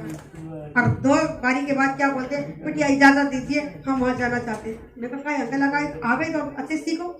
बोले मेरे को मोटी बात समझ आ गई कि यीशु मसीह के अलावा कोई भगवान नहीं है, कोई परमेश्वर नहीं है। दूसरे बुढ़वा को जाके बता के आऊंगा। दूसरे बुजुर्ग 90 प्लस है अंकल, आंटी 80 प्लस है, 80 साल से ऊपर है आंटी, और अंकल जी कितने 90 साल से ऊपर। बोले अब आखिरी पड़ा हुआ, क्या पता बिटिया कितने दिन है, जा लेन दीजिए, इतने साल तो खराब कर दिया, अब जो टाइम बच गया अब खराब नहीं करना था। मैं कहा सीखो तो सही, पहले सीखोगे तो सिखाओगे। बोले एक बार बता दी ना बस, यीशु मसीह के अलावा कोई नहीं है, अनुभव कर लिए, काफी है मेरे लिए, और निकलिए। और आज लोगों को सुसमाचार सुना रहे हो, हालेलुया। परमेश्वर अपने बच्चों को ढूंढ, खोए को ढूंढना है। हमें कहीं अपने परिवारों को छोड़ छोड़ के नहीं जाना, संन्यास नहीं लेना, अपनी जिम्मेदारियां पूरी करते हुए, परमेश्वर के कामों को करते हुए जब उसको पुकारेंगे, परमेश्वर हमें मिलेगा। सब तरीकों से खोजा नहीं मिला, लेकिन जब बाइबल के तरीके से खोजा, कैसे मिला, मुझे तो तुरंत ही मिल गया, सेकेंडों में मिल गया, बहुतों को सेकेंडों में मिल गया। हमें किसी ने कहा था मूर्ति उठा के फेंको, किसी ने कहा दवाइयां उठा के फेंको, अंदर से आत्मा आ रही है, इतना खा के भी जब ठीक नहीं हो रहा, खाए रखना। जब उन चीजों को छोड़ा, यीशु को पकड़ा, तुरंत जिंदगी बची, तुरंत। और ये विश्वास भी किसकी ओर से, हम इस विश्वास में भी घमंड करें तो भी कुछ बात नहीं बनेगी। ये विश्वास भी किसने दिया हमें, परमेश्वर ने। तो ये मेरे लिए और उन तमाम लोगों के लिए बड़े सौभाग्य की बात है कि शुक्र है खुदा ऐसे वाला विश्वास दे, हालेलुया। जितने को दे दिया ताली बजाएंगे अपने लिए, प्रभु धन्यवाद। दुनिया का ज्ञान जब नहीं आज हमारे पास, कोई दिक्कत नहीं, हमें दुनिया के ज्ञान की आज परवाह नहीं, तेरा ज्ञान हमें समझ आता है, तेरे वचन को हम सुन लेते, तेरे वचन पे विश्वास कर पा रहे, और तेरे वचन को समझ कर उसके अकॉर्डिंग चल रहे, चाहे 10 बारी कर रहे, कोई दिक्कत नहीं, पर समझ तो रही। दुनिया के बुद्धिमानों को देखो, हम सीखते हैं इस बात को कि बाइबल को समझ, अगर बुद्धि से समझोगे, दुनियावी बुद्धि से समझोगे ना, कभी समझ नहीं पाओगे, कभी भी। पर दिल से जब समझोगे, तुरंत परमेश्वर मिल जाएगा। जैसा लिखा है, बस परमेश्वर की बातों पे विश्वास करो। बस समझ नहीं आ रही, बहुत सी बातें समझ नहीं आ रही, कोई दिक्कत नहीं। एक बात अगर समझ में आ गई, एक बात पे अगर विश्वास करते हो कि यीशु मसीह के अलावा कोई हमारे सुखों को देने वाला नहीं। अपने सुख का मूल क्या लिखा है, यहोवा को अपने सुख का मूल जान, तब वो तेरे मनोरथों को पूरा करेगा। एक बात को समझे कि परमेश्वर हमसे बहुत प्यार करता है, और हमें बचाने की खातिर अपने इकलौता बच्चा दे दिया। जब इकलौता बच्चा नहीं रख छोड़ा, बाकी चीजें क्यों नहीं देगा। तो जो भी जरूरतें हैं आप बस आज्ञा पालन करते जाइए, परमेश्वर देगा। जो आपके और मेरे लिए बेस्ट है वो जरूर देगा। जिद्दी बच्चों की तरह अड़ मत जाइए, अड़ियल चट्टू की तरह, नहीं मुझे चाहिए नहीं चाहिए। कभी कभी हम जिद में ऐसी बातें मांग लेते हैं जो हमारे लिए अच्छी नहीं है। अपनी डिजायर रखो परमेश्वर के आगे, प्रभु मैं ये चाहता हूँ, मैं ये चाहती हूँ, अगर ये मेरे लिए सही है तो मुझे दे दीजिए, और अगर सही नहीं है तो मुझे कोई ऐसी आशीष चाहिए नहीं जो मुझे नुकसान पहुंचाए। इतनी प्रार्थना जरूर से सब लोग, हालेलुया। आगे बढ़ेंगे लास्ट, ताकि मैं उसको और उसके मृत्युंजय की सामर्थ को और उसके 7 दुखों में सहभागी होने के मर्म को जानूं। हालेलुया। क्या करने के लिए, उसके वो क्यों अपनी बातों को पूरा समझ रहा था, अपनी बेस्ट चीजों को क्यों उसने हानि समझ दिया, कि मैं परमेश्वर के वचन में पाया जाऊं और मसीह को प्राप्त करूं। 2 चीजें ऊपर लिखी है, इसको अंडरलाइन करेंगे कि मैं पहला तो मसीह को प्राप्त करूं, दूसरा और उसमें पाया जाऊं, और तीसरी बात को क्या कह रहे हैं, परमेश्वर की मृत्युंजय की सामर्थ को। हालेलुया। कौन सी सामर्थ को, मृत्यु में से, मुर्दों में से जी उठने वाली पावर को क्या करूं, सामर्थ को, और उसके साथ दुखों में सहभागी होने के मर्म को जानूं। क्यों वो इतना दुख उठा रहा है, उस बात के मर्म को समझूं, उस कॉन्सेप्ट को समझूं, क्यों वो दुख उठा रहा है। उसने जब कोई पाप नहीं किया, दूसरों के लिए क्यों पापी बन रहा है, क्यों इतना दुख उठाने आ गया। अच्छी भली जिंदगी राज कर रहा है, स्वर्ग में बैठ के अपना सारा राजपाट छोड़ के क्यों धरती पे आ गया दुख उठाने। उस बात के मर्म को, कि वो पिता के दर्द को समझ रहा है कि कितने सारे बच्चे नाश हो चुके हैं, ज्ञान ना होने से, परमेश्वर का ज्ञान ना होने से कितने नाश हो गए, कितने नरक को जा रहे हैं। पिता नहीं चाहता कि हम में से एक भी आत्मा नरक में चले जाए। वो इस बात से बहुत दुखी है पिता कि जो लोग विश्वास नहीं करते और दुख उठा रहे हैं अपना आज्ञा ना मानने के कारण, वो मसीह पर विश्वास ना करने के कारण वो दुख उठा रहे हैं। अपनी समझ का सहारा ले लेके दुखों में पहुंचे हुए कर तो रही, लेकिन एंड में रिजल्ट क्या मिलता है? जीरो। बहुत दुख में, परेशानियों में लोग क्यों हैं? क्योंकि उन्होंने एक सही डिसीजन नहीं लिया, उन्होंने मसीह को अपना उद्धारकर्ता नहीं ग्रहण किया। क्योंकि वचन में लिखा है स्वर्ग तो यहोवा का, लेकिन पृथ्वी उसने मनुष्य को दिया। वो डायरेक्टली यहाँ पृथ्वी पर कुछ भी नहीं करेगा। आप और मुझे बिना बताए कुछ नहीं करेगा, जबरदस्ती नहीं करेगा। आप और मैं जब उसको अलाउ करेंगे कि हाँ परमेश्वर मेरे जीवन में आ काम कर, तब वो काम करेगा। मसीह ने, यीशु मसीह ने पिता की इस दर्द को समझा, क्योंकि नरक उसने किसके लिए बनाया? दुष्ट और उसके लोगों के लिए, शैतान और उसके लोगों के लिए बनाया। लेकिन हमारे लिए उसने क्या बनाया? स्वर्ग बनाया। यहाँ पर भी वो तो पहले ही कह रहा है, जितने पृथ्वी पर रहने वाले और जितने उसमें विश्वास कर रहे हैं उनके लिए क्या कहता है वो? इफ्सियों का 1:3 है। उसने ऑलरेडी आप पर मुझको स्वर्गीय स्थानों में उठाया और बैठा दिया। पृथ्वी पर भी आप और मैं हेमनली लाइफ को जिएंगे, स्वर्गीय जीवन जिएंगे, और यहाँ से जाने के बाद भी यहाँ पर हम रूल करेंगे। कौन? संसार में जय पाने वाला कौन है? कितनी बार बताया?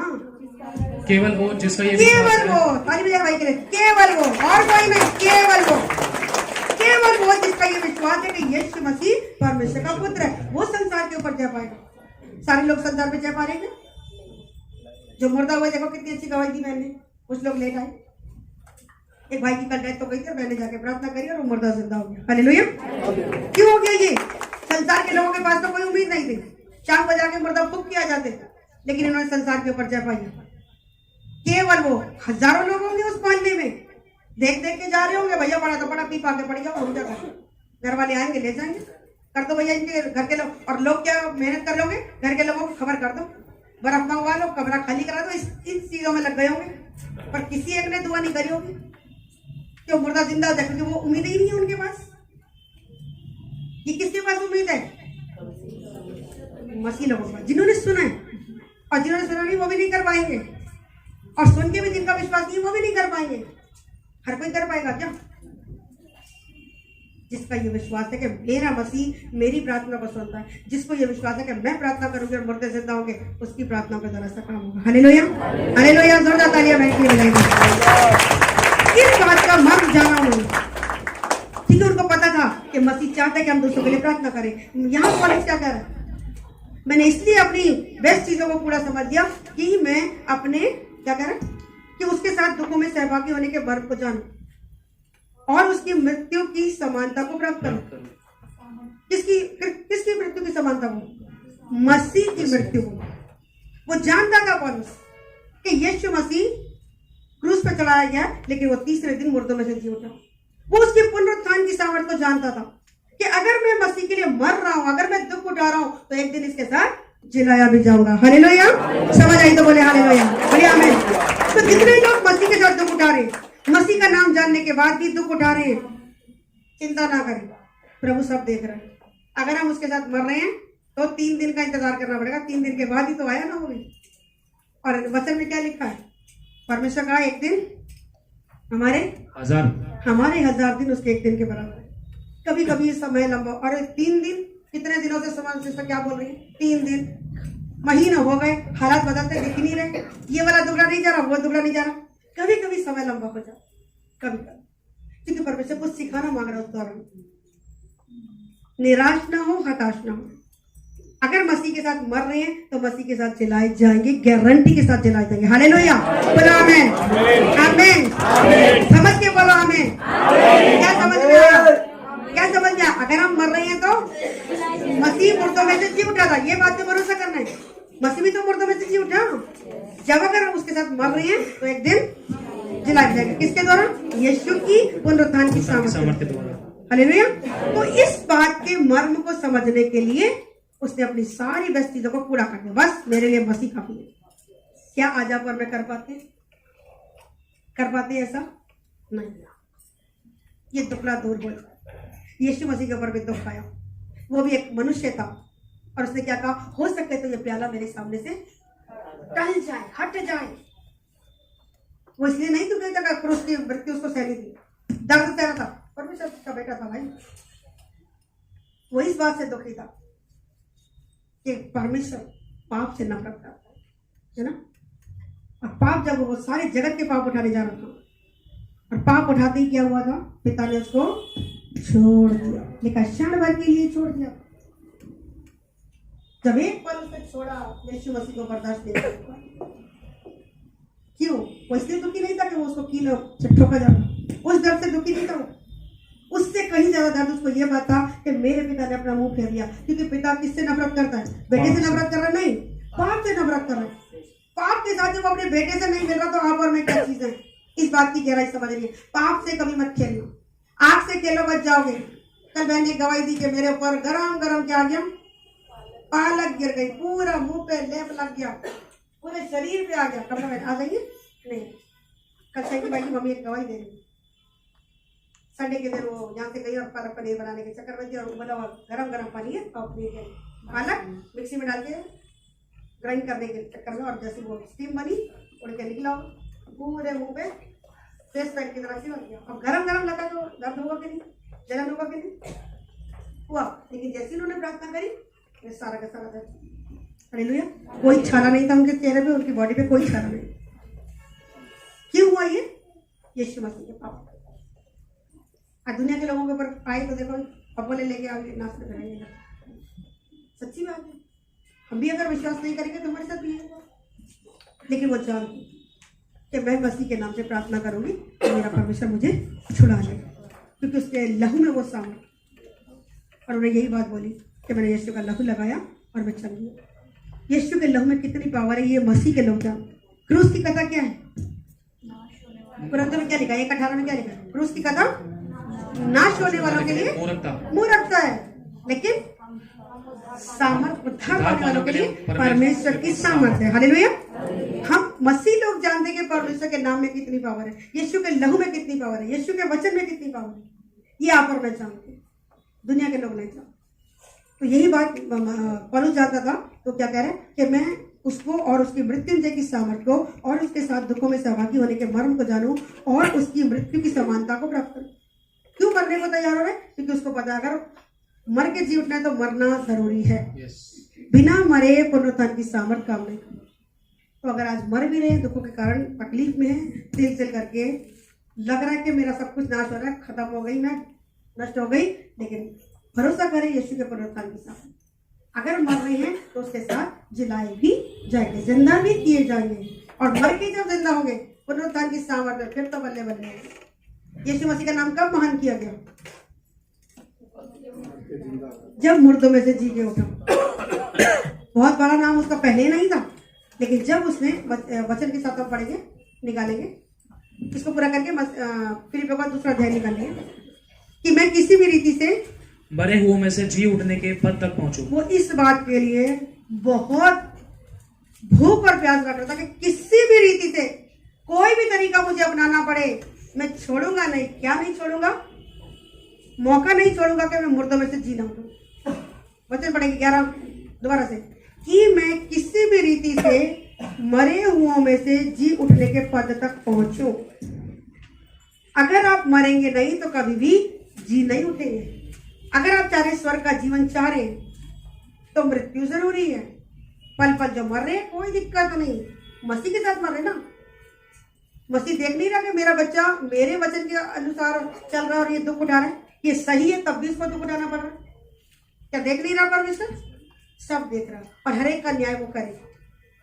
वो कह रहा किसी भी रीति को, किसी भी रीति से मरे हुए में से जी उठने के पद तक पहुंचू। ये भूख और प्यास है उसके अंदर। कुछ भी साम दाम दंड भेद अपनाना पड़ जाए, झुकना पड़ जाए, माफी मांगना पड़ जाए, लिपटना पड़ जाए, देना पड़ जाए, कुछ भी करूं, परमेश्वर के उस पद को मैं प्राप्त करना चाहता हूं जो मर के जी उठने की सामर्थ।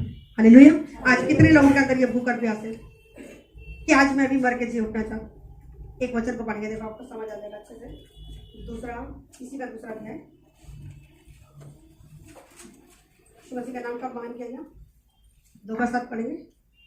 7 वरन अपने आप को ऐसा शून्य कर दिया और दास का स्वरूप धारण किया। क्या कर दिया अपने आप को? ऐसा शून्य कर दिया, जीरो कर दिया। जीरो के बिना 10 की गिनती पूरी नहीं होती, हमने सीखा। 1 से लेके 9 तक कितना भी कर लो, जब तक 10 नहीं आएगा। जीरो नहीं करोगे और जीरो के साथ एक इकलौता नहीं मिलेगा, तब तक 10 की गिनती पूरी होने वाली नहीं। पर ये 10 की गिनती से कितने सारे नंबर मिल जाते, मिलते कि नहीं मिलते? तो जीरो होना बहुत जरूरी है। लेकिन सब कहते हैं मैं तो हीरो बनूंगा। भाई हीरो बनने को सब तैयार है, जीरो बनने को कोई तैयार नहीं। तो जितना को हीरो बनना है, परमेश्वर का तरीका क्या है? जीरो बन जाओ। और कब वो जीरो बनने के लिए तैयार हुआ, इसका छठा पढ़ेंगे। 5वीं पढ़े तो बहुत ही अच्छा है। जैसा मसीह यीशु का स्वभाव था वैसा भी तुम्हारा भी स्वभाव हो। ऐसा स्वभाव चाहते हैं वो हो, है नहीं हो। ये कैरेक्टर डेवलप करने पड़ेंगे अपने अंदर। ऑलरेडी डाले गए हैं, लेकिन इसको बढ़ाना पड़ेगा हमें अपने अंदर। क्या करना है? जिसने परमेश्वर के स्वरूप में होकर भी, परमेश्वर था वो, लेकिन अपने आप को बहुत ज्यादा बुस्ट नहीं करा। अरे मेरे पास तो पावर है, मैं क्या क्रूस पे क्या जाना, अरे ऐसी बनूंगा, ऐसी सब काम हो जाएगा। लेकिन एक धार्मिकता को निभाना जरूरी था, आज्ञा पालन को निभाना जरूरी था कि पिता के साथ वचन बांध के आया कि मैं क्रूस पे जाऊंगा पिता, और बहुतों की छुड़ौती के लिए अपना जान दूंगा। बहुतों की छुड़ौती के लिए जान देने को कितने तैयार हैं? परमेश्वर को कहता है ये मेरा प्रिय पुत्र है। यीशु मसीह को जब वो बपतिस्मा लेके आए, जैसे हमने बात शुरू की थी, उसी पॉइंट पे आई हूं कि जब वो बपतिस्मा लेकर निकले थे, पवित्र आत्मा कबूतर की नहीं उन पर उतरा और एक आकाशवाणी हुई। वहां साफ लिखा है, आकाशवाणी हुई और क्या कहा? ये मेरा प्रिय पुत्र है और इससे मैं अति प्रसन्न हूं। अभी तक तो कोई काम किया ही नहीं, अभी से क्या को अति प्रसन्न हो गए? क्या ऐसी महानता का काम किया था? सिर्फ अपने आप को सरेंडर किया था कि हाँ मैं बहुतों की चुनौती के लिए अपने आप को मरने के लिए दे दूंगा। उसके इसी विचार को, उसी काम पे, और तभी उसने बपतिस्मा लिया। मनुष्य की पूरी उस धार्मिकता को निभाने के लिए उसने बस यस किया। इसीलिए उसी दिन से परमेश्वर का वो प्रिय पुत्र बन गया। और ऐसा प्रिय पुत्र जिससे परमेश्वर क्या है? सिर्फ प्रसन्न नहीं है, अति प्रसन्न है कि मेरा बच्चा ओबीडियंस में आ रहा। भाई अपनी जान देने से ही बाज नहीं आ रहा। लेकिन यहाँ पर मैं क्या कहते हैं, हमारे शरीर को बहुत दुख लगता है। जरा सी बात बोल दो 1 सेकंड में तो लग जाता। कल मैं लिखी के बुक ऐसे चटा मारती बस खेता, पता नहीं इसने क्या किया। मैं शर्ट नहीं उतारी, मैंने कहा शर्ट चेंज करो फिर करो। कोई मस्ती मारा था, अभी नहीं होता, मैं उतार दूंगा। मैं कहा नहीं तू ऐसे सो जाए। मैंने लेके से गाल पे चाटा मारा। गाल पे चाटा मत मारना मेरे को, अच्छा नहीं लगता मुझे। शरीर को बहुत बुरा लग रहा है चाटा के, और बल्कि हल्के से बस प्यार का चाटा कस के लगा होता तो पता नहीं क्या होता। मेरे मुंह पे हाथ मत लगाना। क्यों? क्योंकि शरीर में होते हैं, हमें पसंद नहीं आता। परमेश्वर हमें क्या चाहता है? हमारे अंदर धीरज हो, हमारे अंदर पेशेंस हो, हम नम्र बने। ऐसा नहीं कह रहे कि कोई चाटा मारा पड़ेगा, मारी मारे जो ऐसा नहीं है ना। लेकिन एक चीज क्यों बुरा लगा? क्योंकि शरीर में, हमारे शरीर को कुछ हमारी इच्छा के विरुद्ध कोई करे, हमें पसंद नहीं आता तो परमेश्वर नहीं चाहता। कहते किसी में दोष देने का कारण है तो क्या करो? सह लो। हम सहना नहीं चाहते। जिंदगी में शायद बहुत कुछ सह लिया, लेकिन संकट में आके बहुत बारी हम नहीं सह पाते। ये थोड़ा सा कमी कभी कभी गुंदे आटे को खराब करने के लिए काफी होता है। तो मैं नहीं चाहती, परमेश्वर नहीं चाहता कि ये वाली बुराई किसी के अंदर हो, है ना। थोड़ा सा गंभीर है, बहुत सारी अच्छी चीजें हैं, लेकिन वो बहुत सी अच्छी चीजों को कूड़ा कर देंगे अगर हम सहने वाले नहीं हैं। यकीनन हम सबने खूब सा, आज किसी की भी स्टोरी लिखने लगे तो एक बाइबल से मोटी किताब सबकी रच जाएगी। मैंने ये सहा, मैंने ये सहा, मैंने सहा। मैं भी बात और आप भी बोलते, सबने सहा भाई, कोई बिना दुख सही नहीं आया। किसी को कहीं यीशु मसीह के पास चला, कोई नहीं आएगा। और जिसके लिए पता दुनिया के सारे दरवाजे बंद हो गए, फिर मजबूरन आना पड़ेगा। मजबूरी में बहुत सारे, और हम सब मजबूरी में ही आए मजबूरी में थे। कोई कहीं से कुछ रिजल्ट मिल नहीं रहा था, तभी तो यहाँ आए। और शुक्र मनाए, शुक्र है ये आखिरी दरवाजा तो सही निकला। काश पहले पकड़ लिया होता तो आज हम ये कहते, काश पहले पकड़ा होता तो ये जो नुकसान हमने बीते टाइम उठाए नहीं उठाते, है ना। लेकिन आज जब मिल गया तो आज हम क्या करें? सहने की शक्ति। यहाँ परमेश्वर कह रहे कि उसने अपने आप को परमेश्वर के स्वरूप में होकर भी परमेश्वर के तुल्य होने को अपने वश में रखने की वस्तु ना समझा, वरन क्या किया? वरन अपने आप को ऐसा शून्य कर दिया, अपने आप को जीरो कर दिया और दास का स्वरूप धारण किया। दास का स्वरूप धारण किया और मनुष्य की समानता में हो गया, मनुष्य की समानता में हो गया और मनुष्य के रूप में प्रकट होकर अपने आप को दीन किया, और यहाँ तक कि मनुष्य के रूप में होकर दीन किया। मतलब कैसे उसने दीन किया? परमेश्वर के समान नहीं, मनुष्य के था। हम कहते हैं ना कि हम मनुष्य, हम नहीं छोटे हो सकते भाई। हम बहुत बारी डिसोबे करते हैं, मेरे बस की नहीं है, मैं नहीं सह सकता। कल मैं कुछ बात करेंगे, सहने के ऊपर कुछ बात करेंगे, कल शाम को तो घर में बैठे बैठे तो अपने अंदर नहीं है इतना पेशेंस है भाई, आज ही सह सकते। मैं कहा बेटा सहना है। फिर किस बात पे मैं बोली हमें सहना है? बोले अपने बस का नहीं। मैंने कहा यही तो सिखाने आया खुदा। अगर मसीह को जानकर भी हम सहना और नहीं सीख रहे तो बेकार है मसीहत। मसीहत सिर्फ खाना पीना मौज मस्ती रही। यकीनन वो अच्छी जिंदगी देता है, यकीनन वो हमें बेस्ट वस्तुओं से ब्लेस करता है, हमारी मन भावनी वस्तुओं से ब्लेस करता है। पृथ्वी भर के किसी पदार्थ की घटी नहीं रख रहा हो, यकीनन ये सच है। लेकिन उससे ज्यादा वो क्या चाहता है कि आप और मैं क्या बने? दीन बने, नम्र बने। और दीनता का मतलब क्या मैंने सिखाया? जब हम दूसरों को अपने से ऊंचा उठाते हैं, अपने आप हम दीन होते। लेकिन जिस संसार में हमें मैं ही मैं हूं, तेरा तो कुछ नहीं बना, ये चीज क्या दिखाती? घमंड करना, जो हमें नहीं करना और परमेश्वर को नहीं पसंद। उसने क्या इतना महान परमेश्वर होने के बाद भी अपने आप को शोध नहीं किया और क्या किया? और मनुष्य के रूप में प्रकट होकर अपने आप को दीन किया। हाँ, और यहाँ तक कि आज्ञाकारी रहा। यहाँ तक आज्ञाकारी रहा। कहाँ तक? यहाँ तक। यहाँ का मतलब यहाँ तक आज्ञाकारी रहा कि मृत्यु, हाँ, क्रूस की मृत्यु भी सह ली। कितना आज्ञाकारी रहा? क्रूस पे चला दिया, तब भी चुप करके झेल रहा हूँ। ये नहीं कह रहा ओए मैं परमेश्वर का बेटा हूँ, मुझे कोई हाथ तो लगाई दे रहा। बोला उसने, कोई मुझे हाथ लगा के दिखाई दे रहा, देख लूंगा, तेरे बाप से पूरी पलटन मंगवा लूंगा, नाश कर दूंगा तुम्हारा, ये कर दूंगा, वो कर दूंगा। कहा उसने क्या? एक बार भी नहीं बोला, चुप करके। अगर ये शायद 53 पढ़े, उसमें लिखा है वध होने वाली भेड़ के समान चुपचाप, जिसका ऊन कतरते, चुपचाप आ गया। परमेश्वर की इच्छा को पूरा करना था। कोई मेरा कितना अपमान कर ले, कोई मुझे कुछ कह ले, अगर मैं चाहता हूं कि मैं अपने पिता की इच्छा को पूरा करने आया हूं, अगर मैंने उसको जीवन दिया है तो मैं पूरी तौर पे जीवन दूं। जिन्होंने मसीह का बपतिस्मा लिया, उन्होंने क्या ले लिया? मौत का बपतिस्मा ले लिया। रोमियो का 6 अध्याय पढ़ेंगे, साफ लिखा है उन्होंने किसका बपतिस्मा लिया? मौत का। अब मैं मुझ में जीवित ना रहा, गलातियों 2:20 में क्या लिखा है? अब मैं मुझ में जीवित ना रहा, मसीह मुझ में। तो मसीह जीवित कैसे दिखाई देगा? अगर हम मसीह के फॉलोवर हैं तो फिर हम हल्ला मचाने वाले लोग नहीं होंगे, फिर हम सहने वाले लोग होंगे। अगर हमारे अगुए ने अगर सहा है इतना, एक क्रूस पे भी चढ़ा दिया, क्या आप पर मुझको क्रूस पे चढ़ाया गया क्या?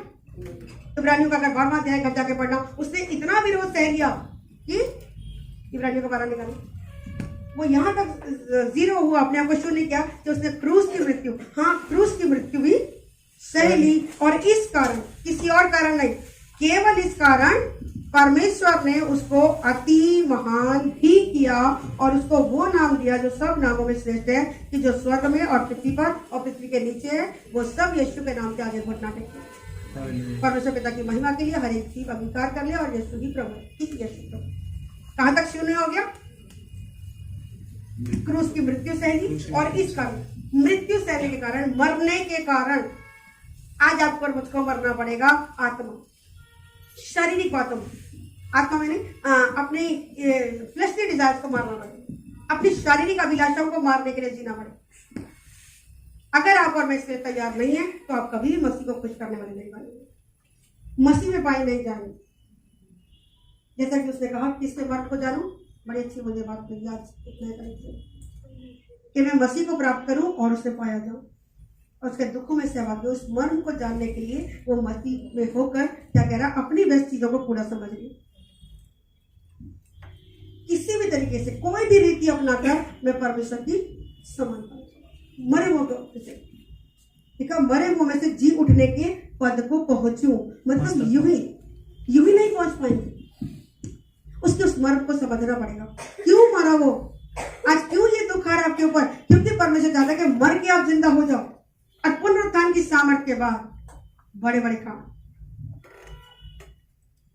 मसीह का नाम भी तब महान किया गया, इस कारण उसका नाम अति महान किया गया कि उसको वो नाम दिया गया जो स्वर्ग और पृथ्वी में और पृथ्वी के नीचे है। और वे सब यीशु के नाम पर घुटना टेके, सब लोग यीशु के नाम के आगे घुटना टेके। किस कारण? दुख उठाने के कारण, मरने के कारण। आज परमेश्वर हमारे जीवन को चाहता है। वो नहीं चाहता आप और मैं मर जाए, शहीद हो जाए, नहीं चाहता हम फांसी लटक जाए, हम अंगारों पे चल के मर जाए और कुछ भी इस तरीके से हम अगर मर जाए। परमेश्वर हमारी मृत्यु नहीं चाहता, जीवित बलिदान उसको चढ़ाना है। रोमियो में लिखा है 12 में, परमेश्वर को जीवित, पवित्र और उसको भावता हुआ बलिदान चढ़ाओ, यही तुम्हारी आत्मिक सेवा है। और उसने कितना विरोध सह लिया था, इब्रानियों 12 में शायद लिखा हो, पढ़ देंगे और बंद करेंगे। 12 कौन सा? 2 के बाद 3 4 में ऐसे और भी कुछ बहुत सारी चीजें। और विश्वास के कर्ता और सिद्ध करने वाले यीशु की ओर ताकते रहे, जिसने उस आनंद के लिए जो उसके आगे धरा था लज्जा की कुछ चिंता ना, इसलिए उस पर ध्यान करो, जिसने अपने विरोध में पापियों का इतना विरोध सह लिया कि तुम निराश होकर साहस ना छोड़ दो। उसने क्या किया भाई ने अभी क्या पढ़ा, यीशु की ओर ताकते रहे, जो क्या है विश्वास के कर्ता और सिद्ध करने वाले यीशु की ओर ताकते रहे, जिसने उस आनंद के लिए जो उसके आगे धरा। अभी आपको नहीं पता आपके और मेरे लिए कितना आनंद रखा है स्वर्ग में। उस आनंद को जानते हुए उसने लज्जा की कोई चिंता नहीं करी कि लोग मेरे बारे में क्या कहेंगे, वैसे तो करेंगे परमेश्वर का पुत्र है। और अभी देखो क्रूस पर से अपने आप को उतार नहीं पाया, कितनी बेइज्जती कर लोग कर रहे होंगे। कह रहे लज्जा की कोई चिंता ना करते हुए उसने क्या किया, क्रूस का दुख सहा और परमेश्वर के सिंहासन की दाहिनी ओर जा बैठा। और इसके बाद क्या कह रहा है, इसलिए क्योंकि वो जय पाके परमेश्वर के दाहिने जा बैठा, कह रहा इसलिए तुम उस पर क्या करो, ध्यान करो। इसलिए आयत में लिखा है इसलिए उस पर ध्यान करो जिसने अपने विरोध में पापियों का इतना विरोध सह लिया, पापियों का विरोध सह लिया। कितना सह लिया, इतना सह लिया कि पढ़े कि निराश होकर साहस ना छोड़ दो। वाक्य मेरे लिए लिखा है, तुम निराश होकर क्या ना करो, साहस ना छोड़ दो। ये जितने लोग निराश हैं आज उनके लिए बात हो रही है। अगर आपको लग रहा है कि भैया मेरा तो काम नहीं बना, प्रभु कह रहा है इसलिए उसने पापियों का इतना ज्यादा विरोध सहा कि मनुष्य रूप लेकर आया वो, और इसलिए सहा कि तुम निराश होकर साहस ना छोड़ दो, हिम्मत ना छोड़ो, हिम्मत मत हारो। परमेश्वर आपको मुझको जय दिलाना चाहता है, वो नहीं चाहता। लेकिन आप अगर छोड़ देंगे यीशु को तो कभी वो आपके साथ काम नहीं कर पाएगा। आज्ञा ना मानने वालों के जीवन में कौन काम करता है, शैतान इतना फटक देगा कि जितना दुख अभी सह रहे उससे कहीं ज्यादा दुख बढ़ जाएगा। ये नहीं सह पा रहे तो वो वाला दुख कैसे सहोगे। मैं आपको डरा नहीं रही, सिर्फ वचन से बता रही हूँ, क्योंकि वचन ऐसा कहते हैं। और बहुत सारे एग्जाम्पल मेरी लाइफ में ऐसे हैं। बहुत से लोगों को मैं ऐसे जानती हूँ जिन्होंने यीशु मसीह को छोड़ दिया, उनका जीवन सच में कह रही नरक से भी बदतर बन गया। लेकिन उनको पता भी नहीं, एहसास भी नहीं हो रहा कि उनको ये दुख क्यों आ गए। तो क्या क्या नहीं माने।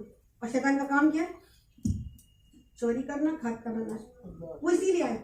लेकिन यीशु मसीह किस लिए आया, कि तुम जीवन पाओ और बहुतायत का जीवन पाओ। वचन में लिखा है, कुछ लोग नए हैं उनके लिए एक पढ़ दूंगी 16-24 योना का वैसे बता दूंगी, लिख लो कि तुमने अब तक मेरे नाम से कुछ नहीं मांगा, मांगो तो पाओगे ताकि तुम्हारा आनंद को पूरा करने आया। यूहन्ना 10:10 में कह रहा है बहुतायत की जिंदगी देने आया। पहला यूहन्ना 3:8 में लिखा वो शैतान के कामों का नाश करने आया। हर एक ऐसा टुकड़ा जिससे आप और मैं दुखी थे उन कामों का नाश करने आया है।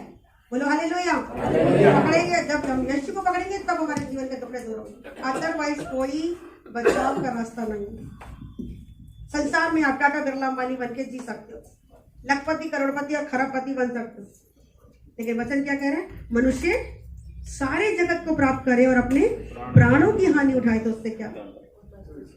आज संसार के लोग क्या कर रहे हैं, धन इकट्ठा करने में लगे हुए, लेकिन प्रभु क्या कह रहा है, क्या कह रहा है, मनुष्य का धन उसके प्राण की छुड़ौती है। मनुष्य का धन क्या है, सब लोग जान ले। ये धन जो आप और मैं इकट्ठा करें, हम सब जानते हैं कि ये धन हमारे साथ ऊपर जाने वाला नहीं है। खाली हाथ आए और खाली हाथ हम चले जाएंगे। क्या करेंगे, खाली हाथ आए और खाली चले जाएंगे। लेकिन अगर हम ध्यान करेंगे कि हमारा आत्मा कहाँ जाएगा, पृथ्वी की आंखें बंद करने के बाद, बंद कर देंगे, कहाँ जाएगा हमारा आत्मा, या तो जाएगा स्वर्ग में या तो जाएगा नरक में, तीसरी कोई जगह नहीं है। जब आके कहाँ बैठ जाते हैं, हम यीशु के दाहिने बैठते हैं। और जितने लोग जय पाएंगे उनके लिए क्या लिखा है, बता रहा परमेश्वर को तीसरे स्वर्ग तक पौलुस उठा लिया गया। ऐसा स्वर्ग में जिसमें यीशु मसीह साथ नहीं रहेंगे तो ऐसे स्वर्ग में जाके भी क्या करेंगे? या यीशु मसीह नहीं बैठे, हाँ मेरा की आग से बच जाएंगे ओके। और मुझे तो किसके लिए जीना है? मैं तो ये प्रार्थना करती हूँ, प्रभु मुझे तो ऐसे तैयार कर कि मैं 12 गोत्रों का न्याय करने के लिए तैयार हूँ और छोटे मोटे काम करने के लिए जज की पदवी मिलती है। डॉक्टर बनना चाहते हो? मैं कहती नहीं डॉक्टर बन के ठीक है ना, ना मैं नहीं जज बन सकता। कितने डॉक्टर बनना चाहते हैं? जितने डॉक्टर बनना चाहते हैं उनको आज परमेश्वर चंगाई का वरदान देगा, हालेलुया। और जितने जज बनना चाहते हैं उसमें तो खाया वाला डोरी आ जाएगा, ज्ञान की कमी के कारण तो नाश हो रहे हो। क्या चाहिए? खाली डॉक्टर? अरे खाली डॉक्टर लेके भी नीचे रह जाओ, नहीं जा सकते हैं। डॉक्टर बन के भी परमेश्वर कहता है मत्ती 7:21 भी याद रखना हमको। खाली डॉक्टर अगर बन गए तो वचन क्या कह रहे हैं? सारे हे प्रभु कहने वाले स्वर्ग राज्य में नहीं जाएंगे। तो डॉक्टर बन के भी चांस है नीचे रहने का, लेकिन अगर जब आगे गए तो कोई चांस नहीं नीचे रहने का। गोत्रों का 12 गोत्रों का न्याय करेंगे तो फायदा है जज बनने में। एक बेनिफिट की बात बता रही हूँ, समझ आई तो बोला हमें। बोला मैं जज बनना चाहता हूँ, मैं जज बनना चाहती हूँ। कहाँ पर? कहाँ पर? धरती में तो टाइम खत्म हो गया, ओवर हो गया पीरियड। कहाँ पर? सिर्फ बोलने से काम नहीं बनेगा, इनकी तरफ फोटो खींच लेना। आने वाले दिनों में इनके कामों के द्वारा बताऊंगी कितने तैयारी कर रहे हैं जज बनने की। शादी हुई तो शादी में चले गए। अभी कौन बता था? अभी थोड़े दिन पहले जय कैसे पाएंगे? परमेश्वर की दुल्हन बन चलते हैं, वो भी व्यवस्था के अधीन नहीं होंगे, व्यवस्था के अधीन नहीं होंगे। इसके अधीन है, अनुग्रह का अधीन है। वो आत्मा के चलाए चल रहे हैं। और आत्मा क्या है?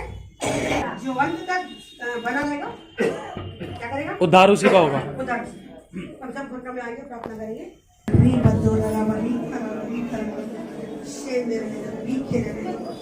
प्रभु जी आज हम तेरे चरणों में आए।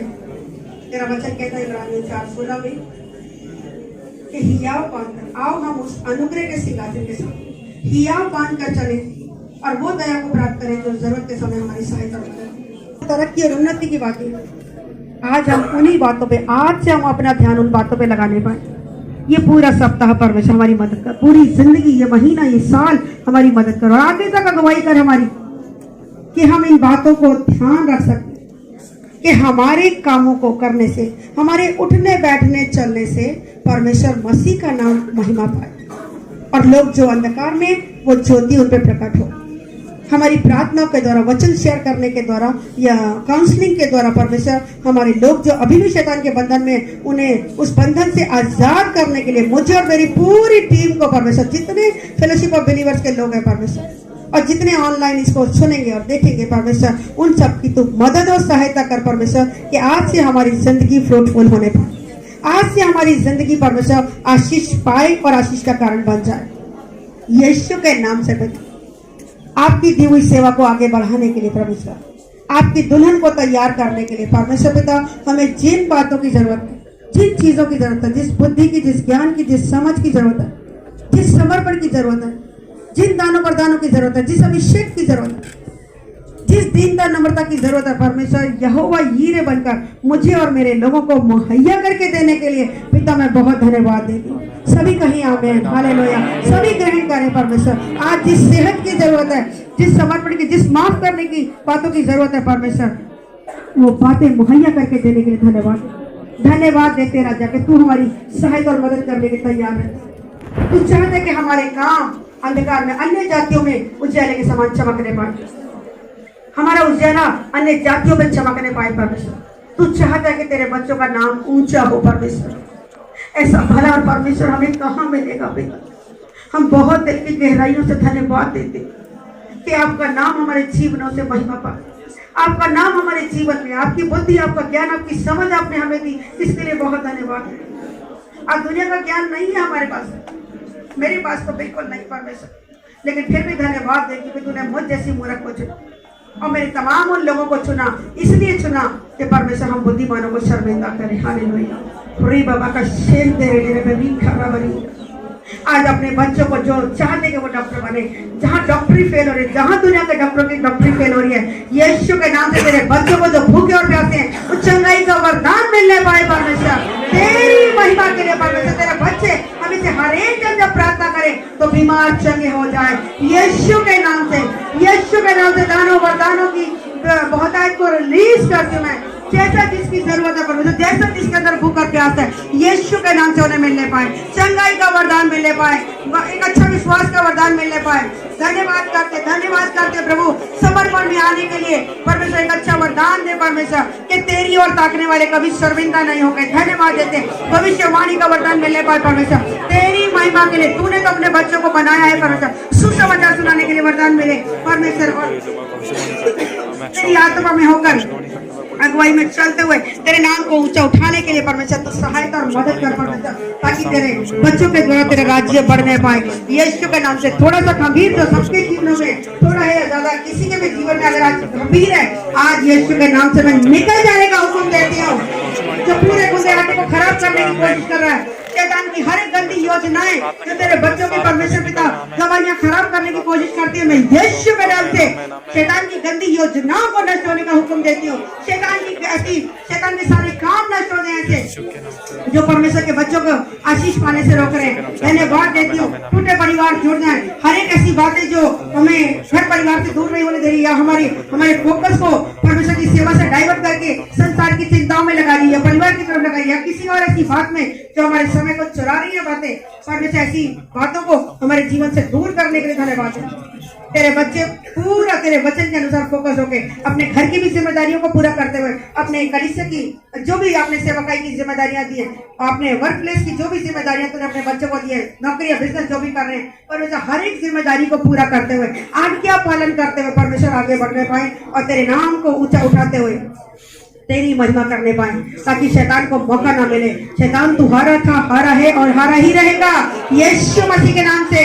यीशु के नाम से कोई जन ऐसा है जो निराश है, परमेश्वर कह रहा है तू मुझ में आशीषित है बेटी। कोई बहन है जो अपने लिए कह रही क्या मेरा भी छुटकारा होगा कभी, यकीनन परमेश्वर कह रहा है उसने इसीलिए इतना विरोध कह लिया कि आप और मैं निराश होकर हिम्मत ना हार जाए। हालेलुया। परमेश्वर का आत्मा कहता है कि मैं तुझसे प्यार करता हूँ, मेरी बेटी मत डर, मैं तेरे साथ हूँ, ना मैं तुझे कभी छोड़ूंगा, ना मैं कभी तुझे त्यागूंगा, जगत के अंत तक सदैव तेरे साथ रहूंगा। धन्यवाद देते हैं, धन्यवाद करते हैं आंटी को पूरा छुटकारा करने के लिए।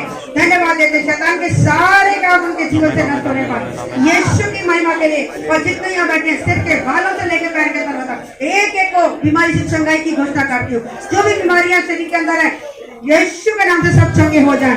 एक जन सिर के बालों से लेके पैर के तलवा तक एक एक बीमारी चंगी हो जाए, अस्थमा छोड़कर जाए, सिर का दर्द छोड़कर जाए, ब्रेन ट्यूमर छोड़ के जाए, माइग्रेन छोड़कर जाए, यीशु के नाम से ईएनटी नाक कान गले की समस्या जाने पाए, मौसम का दुष्प्रभाव खत्म होने पाए, कोल्ड कफ खांसी खत्म होने पाए, कान की समस्या छोड़कर जाए, आंखों की समस्या छोड़कर जाए, आंखों की रोशनी तेज होने पाए, जिसका मोतियाबिंद है मोतियाबिंद खत्म होने पाए, काला मोतिया या सफेद मोतिया जिस किसी को भी है यीशु के नाम से पूरी तौर पे खत्म हो जाए और कोई ऑपरेशन होने ना पाए।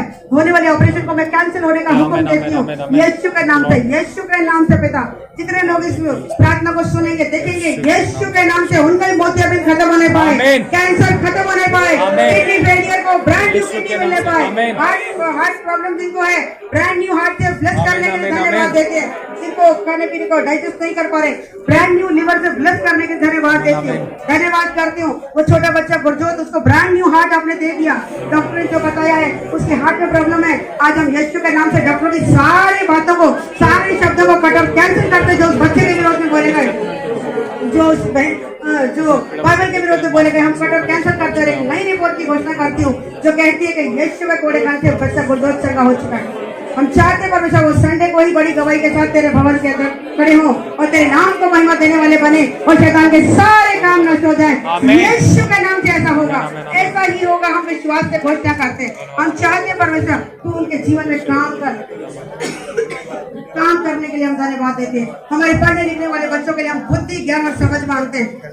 हम चाहते कि हमारे बच्चों को पढ़ने के लिए इंटरेस्ट क्रिएट होने पाए, जिनका मन पढ़ने के लिए नहीं है उनका इंटरेस्ट क्रिएट होने पाए। आप क्रिएट करने वाले परमेश्वर, बना के देने वाले परमेश्वर, हमारे हर बच्चे के अंदर ऐसी बुद्धि, ऐसा ज्ञान, ऐसी समझ आए कि वो अपनी पढ़ाई लिखाई को बहुत अच्छे से कंप्लीट करते हुए परमेश्वर तेरे बाइबल के ज्ञान से भी भरने पाए, संसारिक ज्ञान से और आत्मिक ज्ञान से भर जाए। तो तेरा वचन कहता है मेरा ज्ञान ना होने से प्रजा नाश हो रही है, प्रभु तेरा ज्ञान भी पाने वाले बने ताकि जय पाकर जयवंत होने पाए, आशीष पाकर आशीष का कारण बनने पाए। हालेलुया, मोर देन विक्टोरियस करने के धन्यवाद देती हूँ, धन्यवाद करती हूँ, धन्यवाद करती हूँ पिता, धन्यवाद करती हूँ कि तेरे बच्चे तूने वायदा किया कि तेरे सब लड़के यहोवा के सिखलाए हुए होंगे और उन्हें बड़ी शांति मिलेगी। हालेलुया, धन्यवाद करते हैं, धन्यवाद करते कि हमारे बच्चों को सिखलाने वाले आप हैं, आपसे बेस्ट टीचर कोई नहीं है। मैं विश्वास करती हूँ इस कलीसिया का एक बच्चा खाने वाले टाइम में बहुत अच्छी ब्लेसिंग्स को पाते हुए, आशीष पाते हुए आशीष का कारण बनेंगे परमेश्वर। धन्यवाद करते हैं। आज दुनिया के लोग चाहे कुछ ही बोल रहे हैं, लेकिन हमारा भरोसा दुनिया के लोगों पर नहीं है। हम और हमारे बच्चे वो हैं जो बाइबल कहती है हम हैं। हालेलुया, हम वो कर सकेंगे जो बाइबल हमें कहती है हम कर सकते हैं, क्योंकि हम अपने आप से कुछ नहीं कर सकते, लेकिन जो मुझे सामर्थ देता है उसमें मैं सब कुछ कर सकती हूँ। सभी कहीं हमें हालेलुया। हम अपने आप से कुछ भी नहीं है, हम कमजोर है, अपने आप पे नहीं कुछ कर सकते, लेकिन जो यीशु मसीह हमें सामर्थ देता है, जो परमेश्वर सामर्थ देता है, उसमें मैं सब कुछ कर सकती हूँ। आने वाले दिनों में मैं और मेरे लोग बड़े बड़े काम करेंगे और तेरे नाम को ऊंचा उठाएंगे। हम इसके लिए धन्यवाद करते हैं। आत्मिक और शारीरिक मुर्दों को जिंदा करने की सामर्थ देने के लिए, दानों पर दानों से भरने के लिए परमेश्वर धन्यवाद करती हूँ, धन्यवाद करती हूँ। तेरे बच्चों को जो टैलेंट है उसको और डेवलप करने के लिए मदद कर, किसी को गाने का, किसी को बजाने का, किसी को पढ़ाने का, किसी को वचन शेयर करने का, किसी को गिटार सिखाने का, और जो भी टैलेंट है परमेश्वर, खाना बनाने का, और जितने सारे टैलेंट है परमेश्वर, तो अपने बच्चों की मदद करके वो और इसे डेवलप करने पाए, तन मन और धन से परमेश्वर पिता तेरी सेवा करने पाए। किसी को दान देने का गिफ्ट दिया तूने, किसी को सुसमाचार सुनाने का गिफ्ट दिया, किसी को वचन सिखाने का गिफ्ट दिया, जिसको जो गिफ्ट दिया परमेश्वर उसे और ग्रो करने में मदद और सहायता करे, और तरक्की पाने में और मदद करे कि वो टैलेंट आपकी महिमा के लिए लगाते जब तेरे बच्चे सच में आपका राज्य बढ़ने पाए, और हमें से हर एक को इस योग्य बना कि हम आपकी उस दुल्हन को तैयार कर सके जिसे आप दोबारा बादलों में लेने आए। जो भी करेक्शंस की जरूरत है, जो भी गाइडेंस की जरूरत है परमेश्वर, आप हमें गाइड करें और लीड करें, ताकि आपकी बड़ी महिमा और हम में से हर एक को सहने की शक्ति दे, धीरजवंत बनाए परमेश्वर, और दोष लगाने वाला ना बनाए, क्योंकि दोष लगाना शैतान का काम है और शैतान झूठ है, पर झूठों का पिता। आज हम में से हर एक को पाक और पवित्र करके आशीषित करके आपने जो आशीष का कारण बना दिया, मैं धन्यवाद देती हूँ। पैरों का दर्द भी आपने चंगाई दे दी है, हम धन्यवाद देते हैं। धन्यवाद करते राजा कि आपने प्रार्थना सुन लिया, उत्तर दे दिया, सारी बातों में आपको महिमा देते हुए इस प्रार्थना को यीशु मसीह नासरी के नाम से मांगते हैं, ऐसे सुने और ग्रहण कर लें। आमीन, आमीन, हालेलुया, हालेलुया, हालेलुया। धन्यवाद करते बहुत से जजेस यहाँ से तैयार होंगे जो पवित्र लोगों का न्याय करेंगे, जो स्वर्गदूतों का न्याय करेंगे परमेश्वर, और तेरी महिमा 12 गोत्रों का न्याय कर देंगे। तूने बहुत से जजेस को आज तैयार करना शुरू कर दिया, अपने विश्वास योग्यता दिखाने के लिए हमें से हर एक की सहायता मदद करने के धन्यवाद यीशु के नाम में, आमीन, हालेलुया, हालेलुया। जो अच्छा काम परमेश्वर ने शुरू किया उसको पूरा भी वही करेंगे। हालेलुया। तो आज मैं विश्वास करती हूँ आज से हमने अपना ध्यान कहाँ लगाना है? परमेश्वर की बातों पे, जिससे दूसरे की तरक्की हो, जिससे